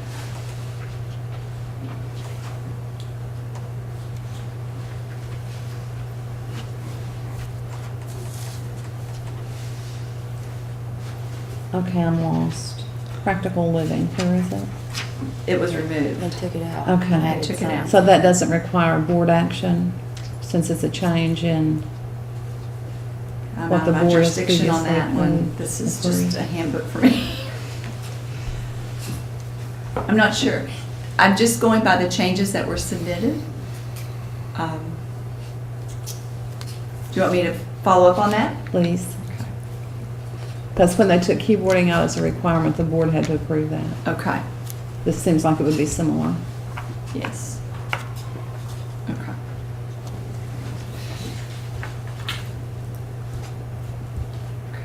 we will find out about that one. Okay, thank you. And I'm not sure, it just, what I do is I ask for, after I get the handbooks and I go through them, I ask for the authors of the handbooks to send me their changes so that I can Right. then cross-reference. Yes. So, all right. Page 8, removed Commonwealth diploma. And again, same thing. Okay. If the board had to approve it to implement it, does the board have to approve it to remove to it? remove it? Okay. Would be my question.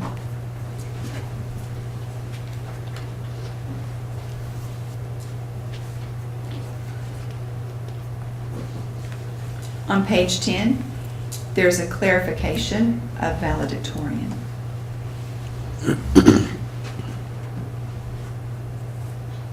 And salutatorian.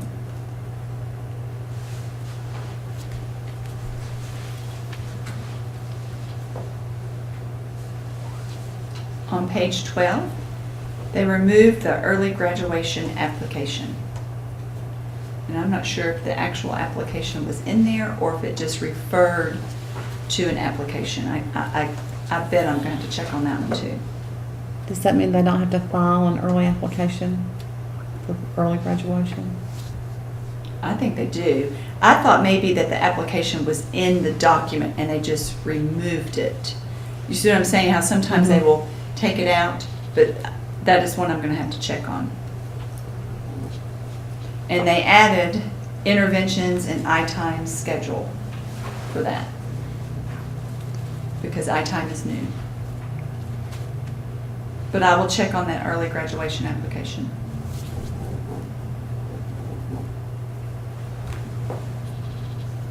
Page 26, there is a clarification on bullying. And I'm not sure if it is the bullying defined square is what I'm anticipating. Before you get to page 26, there's a highlighted item on our copies on page 17 related to free and reduced lunch prices. Yes. What's that about? Mr. Lanham wanted to make sure that that had not changed. Okay. And so I left it highlighted, but I checked with Ms. Lowry and all of the fees have stayed the same. But sometimes when they're uncertain about something, they'll Right. highlight it Okay. and say, please make sure that this, if they're going to increase, that we make sure we have the right amount. Right. Yeah. Okay, So thank you. that will not be highlighted because it is correct. Right.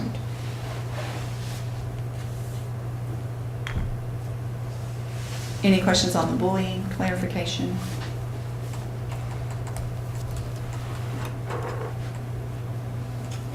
And then on page 31, they put a little spill in there about parking privileges is going to be tied to attendance. It's a long walk to that school. Yes. I thought that was already, is this something new? Wasn't that always the case? I always thought it was, but it showed up as something new. It was tied parking privileges to attendance. And maybe it wasn't in the handbook. Hmm?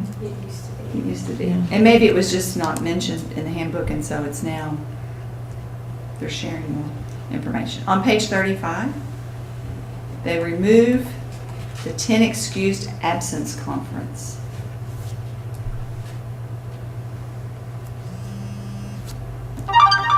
And what? They removed, there must be a conference if you have 10 excused absences in the past. Paul, do you know anything about that? Yes, that was put in a couple years ago if a student had 10 or more excused absences, just trying to get a handle on a pattern and possibly dismissing, going to see a doctor, and not really a need to miss as much as they were. So So we're not conferencing No, now? I don't think it was done much if at all.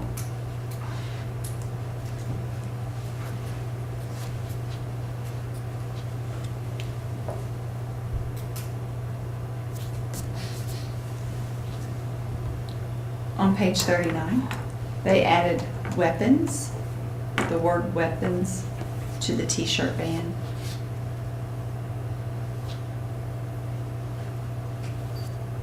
And it should say, I'm trying to see where it says weapons. Okay, gang-related, weapons. Also on this page will be where the mesh backpack will be incorporated. I have emailed Mr. Lanham, and this is where they're going to put it here. And they're going to probably do a little graphic with it for the mesh backpack with the policy. So that will be added. On page 40, they've added a section on afternoon detention, or that is a possibility, is to have afternoon detention.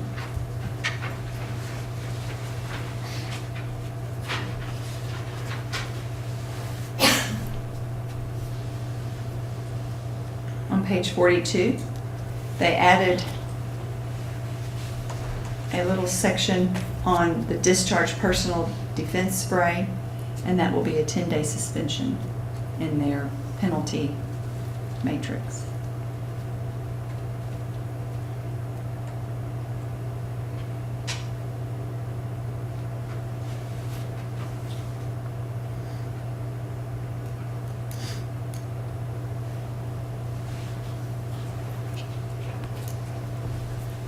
On page 43, they have added the new school maps.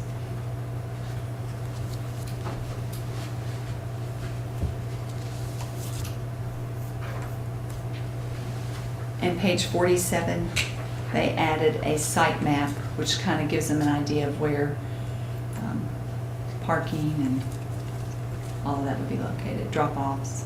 So will there be signs designating the color of the lot? There'll be stickers, if they're issued, their stickers will, and there'll be, they'll be given a sheet that shows where their color line is. And But how will guests know that? Well, I think in part of your signage, it's going to direct the guests to the guest parking lot. Their parking lot's right up in the front there. Okay, but they won't be designated by, I mean, a red sign for the red lot and a green sign for the green lot? No. Okay.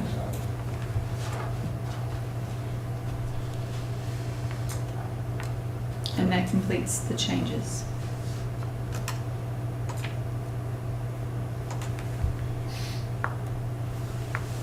Do we need to hear more about the change to the graduation requirements, dropping the Commonwealth diploma before we approve the handbook?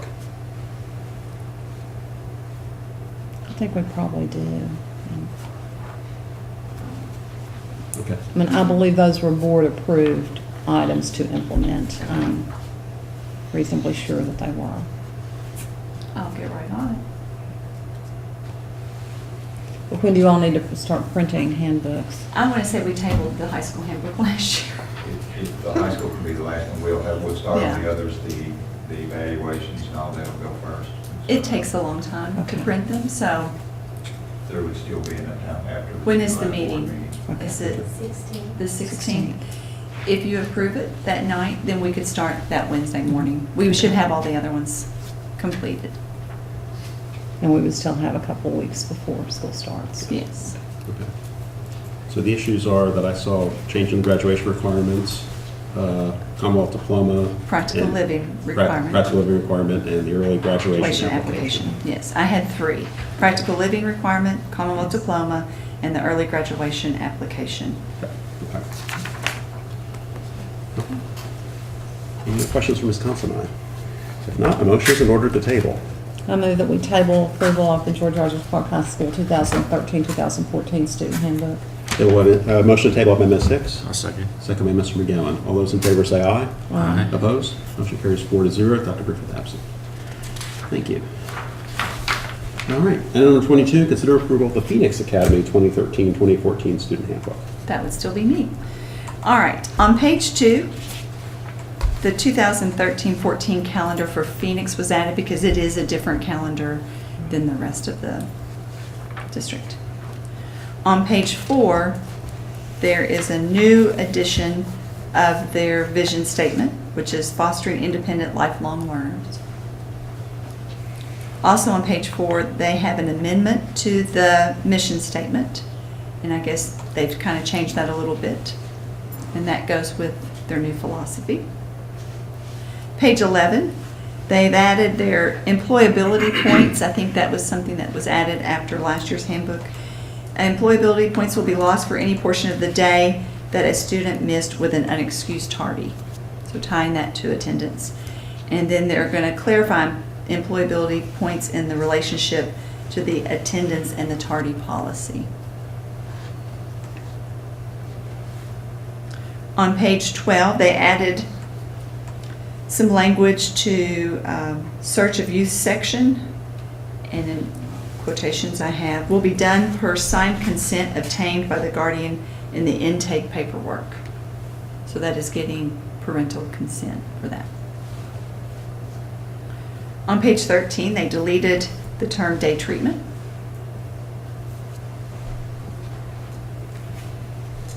Page 15 and 16, they have some dress code amendments and restructuring. They're going to break dress codes into groups, like shirts, pants, shoes, others, to be more user-reader friendly. They're going to address hair color, no distracting colors like pink or blue. And they're going to update their policy on dress down days for when they have perfect attendance. They're going to update their policy on being able to wear their official Phoenix Academy shirt as a dress down. So that will be new. And they're going to get some clarification or give some clarification on the appropriate length of shorts for dress code. On page 17, they've added, students can apply for driving privileges once on graduation employment level. The privilege will be reviewed based on the employability of the student. Students cannot park in the staff parking lot even if approved to drive. So that's a new section.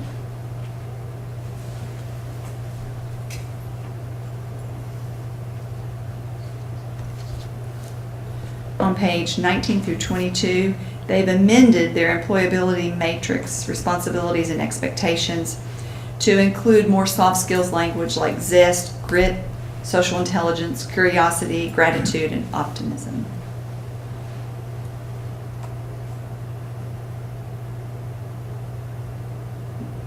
On page 25, they amended the language from confront and correct inappropriate behavior to redirect and teach appropriate behavior by reflecting on the employability sheet.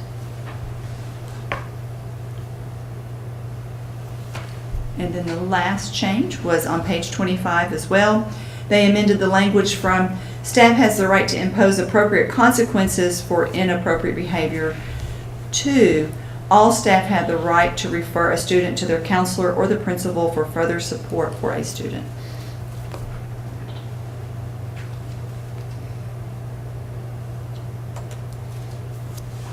And those are the changes, the recommended changes for Phoenix Academy. Any questions from Ms. Considine on changes or to the, or actually questions from Ms. Considine on the Phoenix Academy student handbook? If not, motion is in order to approve the Phoenix Academy 2013-2014 student handbook. Make a motion to approve the Phoenix Academy 2013-14 student handbook. Motion by Mr. McGowan, Second. second by Ms. Ritchie. All those in favor say aye. Aye. Opposed? Motion carries 4-0. Dr. Griffith absent. Okay, thank you, Ms. Considine. Thanks.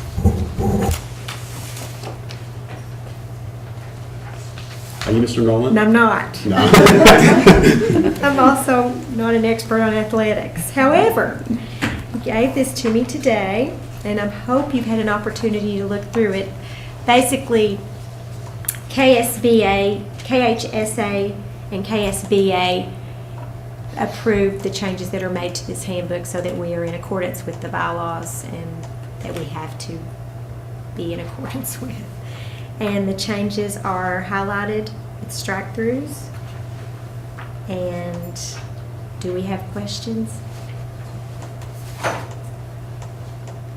A lot of times coordinates with the employee handbook. So it's got the physical restraint, it took out seclusion.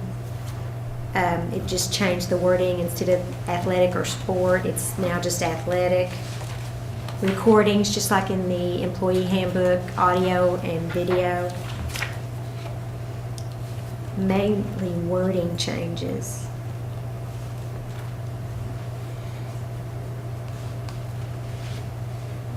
Required reports.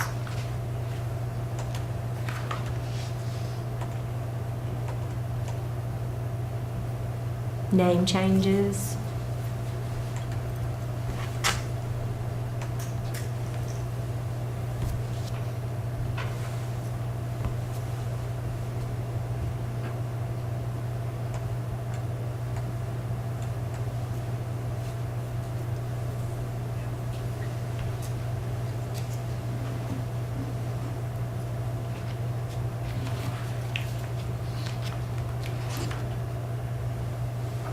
Weapons, use of school policy, it's aligned with the employee handbook.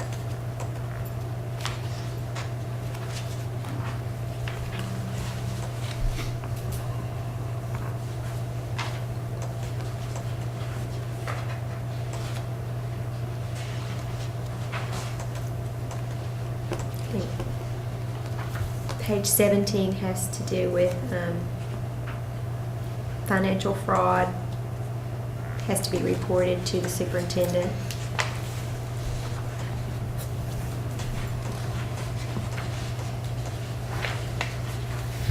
Changes the numbers on some of the bylaws.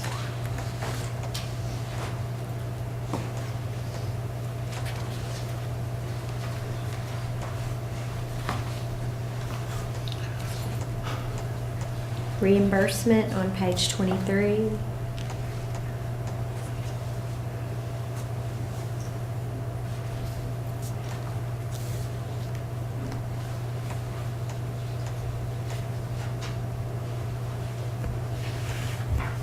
Eligibility on page 25.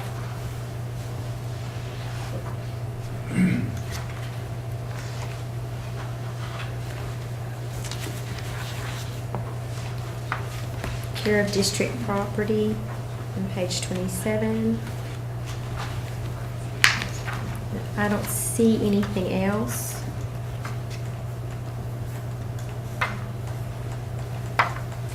This handbook is vetted by both KSBA and KSHAA, correct? Mhm. Okay. Yes.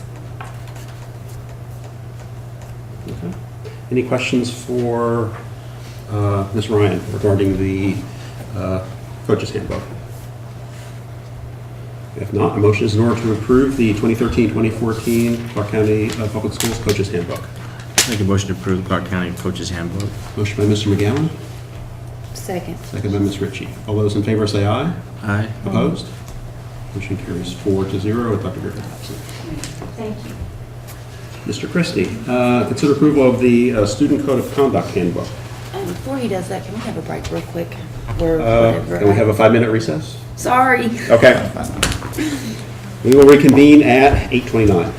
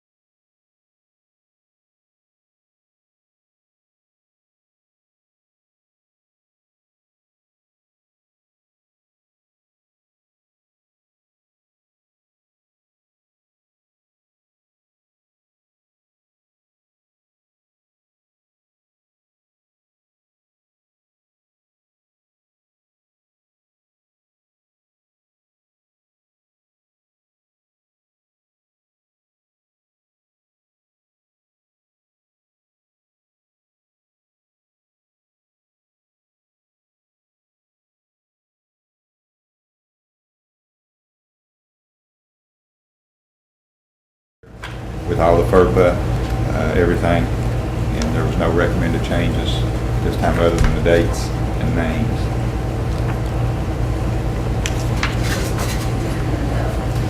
Any other discussion or questions from Mr. Christie on the Student Code of Conduct Handbook? If not, a motion is in order to approve. Make a motion to approve Student Code of Conduct Handbook. Motion by Mr. McGowan, Second. second by Ms. Ritchie. All those in favor say aye. Aye. Opposed? Motion carries 4-0 with Beth Gribble absent. Item number 25, consider approval of the Clark County Public Schools 2013-2014 Transportation Handbook. Again, there, no major changes. That manual is predicated primarily by the Kentucky Department of Transportation, so they're giving us the things there, and there's no recommended changes to that one. I can tell you that we will be looking at this year, one thing that probably will come in for the next time is how we assign the extracurricular rotation list. We want to look at that a little bit more closely. It's a system now to where we have a rotational list, and as your name comes up, you're chosen to take a group or organization. The group or the organization has no say in who that person is, and that's created a few problems for us, so we're looking at a possible sign up to request drivers and those kinds of things, but we want to do it in a way that's fair and equitable to all the drivers, so we're looking at a possible change there for next month. But for this year, we're going to go on the same rotations. Any questions from Mr. Christie? If not, a motion is in order to consider approval of the Clark County Public Schools 2013-2014 Transportation Handbook. Make a motion to approve 2013-2014 Transportation Handbook. Motion by Mr. McGowan, Second. second by Ms. Ritchie. All those in favor say aye. Aye. Opposed? Motion carries 4-0. Dr. Griffin absent. And number 26, pay application number 14. For Codell Construction Company for construction services for the concrete renovation project in the amount of $49,653. That project is getting well underway now. Yes. Any questions from Mr. Christie on pay application number 14? If not, a motion is in order to approve. Make a motion to approve pay application number 14. Second. Motion by Mr. McGowan, second by Ms. Hicks. All those in favor say aye. Aye. Opposed? Motion carries 4-0. Dr. Griffin absent. And number 27. Pay application number 19 from Codell Construction Company for construction services for the new Willis H. Justice Elementary project in the amount of $618,341.53. Getting close on that one. And that's, as he said, about 95% completion. I move that we approve pay application number 19 from Codell Construction Company for construction services for the new Willis H. Justice Elementary School project in the amount of $618,341.53. Motion by Ms. Hicks. I'll second. Second by Mr. McGowan. All those in favor say aye. Aye. Opposed? Motion carries 4-0. Dr. Griffin absent. Item number 28, pay application number 25. This was from Codell Construction Company for the resident observer services at the new George Rogers Clark High School in the amount of $9,375. The question is, when does this end?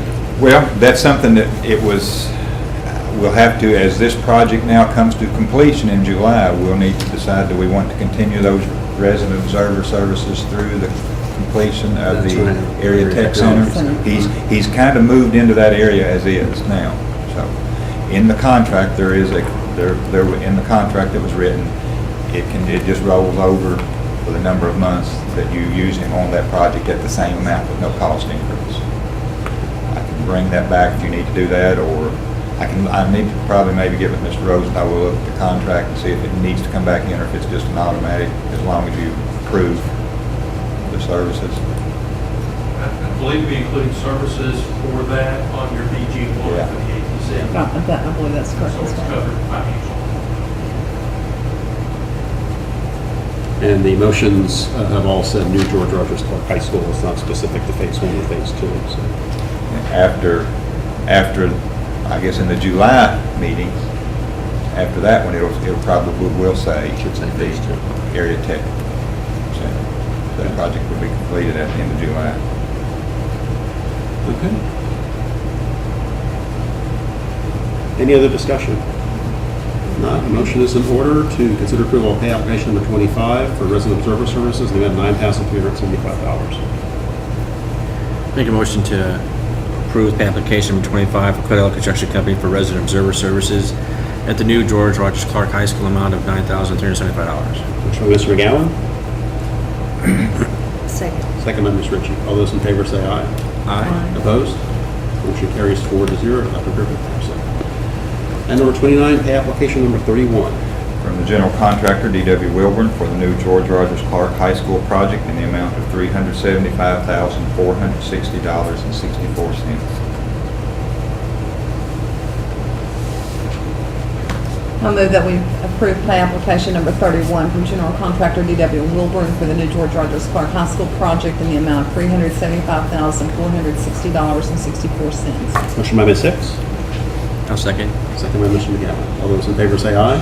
Aye. Opposed? Motion carries 4-0. Dr. Griffith absent. Number 30, pay application 10. Also from D.W. Wilburn for Phase 2, Clark County Area Technology Center project in the amount of $215,411.40. Any other discussion? Motion?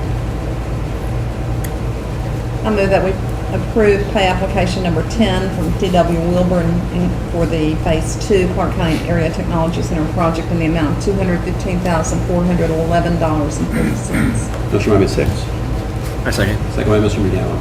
All those in favor say aye. Aye. Opposed? Motion carries 4-0. Dr. Griffith absent. And number 31 is change order 28-3 for the Concrete Middle School renovation project. Yeah, this was with the carpet. It's as you recall, when we talked about the asbestos abatement that we talked about, we did at the last meeting, told you that included as in one of the contractor's bid was some removal of tile. When we did the asbestos abatement, they picked up that. So this company now is giving us back in the amount of a credit, since they're not doing the tile removal, is being taken out of their contract in the amount of $18,500 credit back to us. Any questions for Mr. Christie? If not, a motion is in order to approve change order 28-3. I make a motion to approve Cordell change order number 28-3 in the amount of $18,500. A motion by Mr. McGowan, Second. second by Ms. Ritchie. All those in favor say aye. Aye. Opposed? Motion carries 4-0. Dr. Griffith absent. And item number 32. Item number 32 was to be a change order number 48 in the amount of $46,535.28. This, however, has been worked out with the building inspector and is not going to be needed. So this needs no consideration. This has been taken care of and at no cost. Internal board business, item number 33 is the superintendent's contract for Paul Christie for July 1st, 2013. And this has been submitted to all board members for their review. Some minor revisions were made, hit on high points. The contract is for 3 years, salary of $120,000. Questions or discussion from them? I had one question that I didn't get a response to. Okay, go ahead. It concerned the item in the contract that dealt with the use of a car, and the wording at the end of it was all expenses of the car to be paid by the Board of Education. At the February KSBA meeting, when Adam Evelyn addressed items that sometimes raise red flags for auditors, that was one of the items that was mentioned, that when you have just a blanket, that you don't have a specified amount even when the district is furnishing the car. And I've noticed on the KSBA news points during the day, most of the districts are establishing some dollar amount that those expenses not exceed or whatever. I didn't know if ours needs to do that, because I believe now the superintendent's contract is now posted, has to be posted online. So if it's something that could raise a red flag, is that something we need to consider, Mr.? I don't recall ever seeing that, but I thought I revived everything that you had sent to me, but you all can make a decision on that. I mean, the amounts of money, I don't know. It's only for business purposes is what it amounts to. Whereas earlier ones used to have just virtually give the superintendent a car is what they were, if you remember. Right. They've changed it to this. But what you're talking about is some limit in cost? That's what other districts have been doing. And I think it's probably in response to that training session at the state conference. That followed the Mason County investigation and a whole number of things. And maybe we don't need to do it, but that's what came to mind as I was reading that section of the contract. I think the clause that says if the superintendent should be provided a board-owned vehicle for business use within the state will cover that. So, I think I've heard some comments from the public about, use of automobile and that sort of thing. And I think the public perception of what goes on with this and what actually happens is different. And I think as long as we specify, this is something you're using your own personal vehicle for transportation to and from the board office. We also had some discussion about this previously. I think as long as that is something that the vehicle is at central office, it goes to wherever the superintendent has to go, and the vehicle comes back to central office. So, if you feel comfortable with adding some sort of limit to that, I'm fine with that. Mr. Christie is here and can give us his opinion. If you want to strike, there you go. Take that whole paragraph. If you want to strike the paragraph, I'm okay with that. Well, I think. With the exception. Well, then you get back to 40 cents a mile or something. Yeah. Oh, yeah, what? In the wintertime to check roads. Right. Oh, I think it's appropriate that the board provide. It's just hard to tell how far he's always driving on business, though, is what it really amounts to. If you inserted the board shall pay reasonable expenses associated with the operation of the vehicle, do you think that would cover us, or do we need to put a specific dollar around it? Well, this means reasonable. I mean, if he becomes unreasonable, he becomes illegal. Let's put it that way. So do we have the word reasonable in there? No, it's not in there right now. I would suggest Can we add the word reasonable? Not tonight. We can do it. Okay. Before he signs it. Okay. Okay. Any other discussion? Okay. If not, motion is in order to consider approval of the superintendent's contract for Mr. Paul Christie for the term July 1st, 2013 through June 30th, 2016. With the change? With that change that says the board shall pay reasonable expenses associated with You make a motion to approve superintendent's contract Paul Christie for July 1st, 2013 to June 30th, 2016. With the changes. Motion by Mr. McGowan, second. Second by Ms. Ritchie. All those in favor say aye. Aye. Opposed? Motion carries 4-0 without absent. Item number 34, consider approval for the Clark County Board of Education members to attend the KSBA Summer Leadership Institute, which is July 12th through 13th at the Marriott Griffin Gate. You should know that the Friday after, actually 2 Friday afternoon sessions, one is a session of legislative interest with the Legislative Education Committee meeting at the Griffin Gate, which is open to some of the KSBA members. There is also a field trip bonus session, which is, Mr. Burrell, can I put you on the spot? Can you tell us more about this? Well, it just was an opportunity when we were meeting, and we worked quite a bit with KSBA.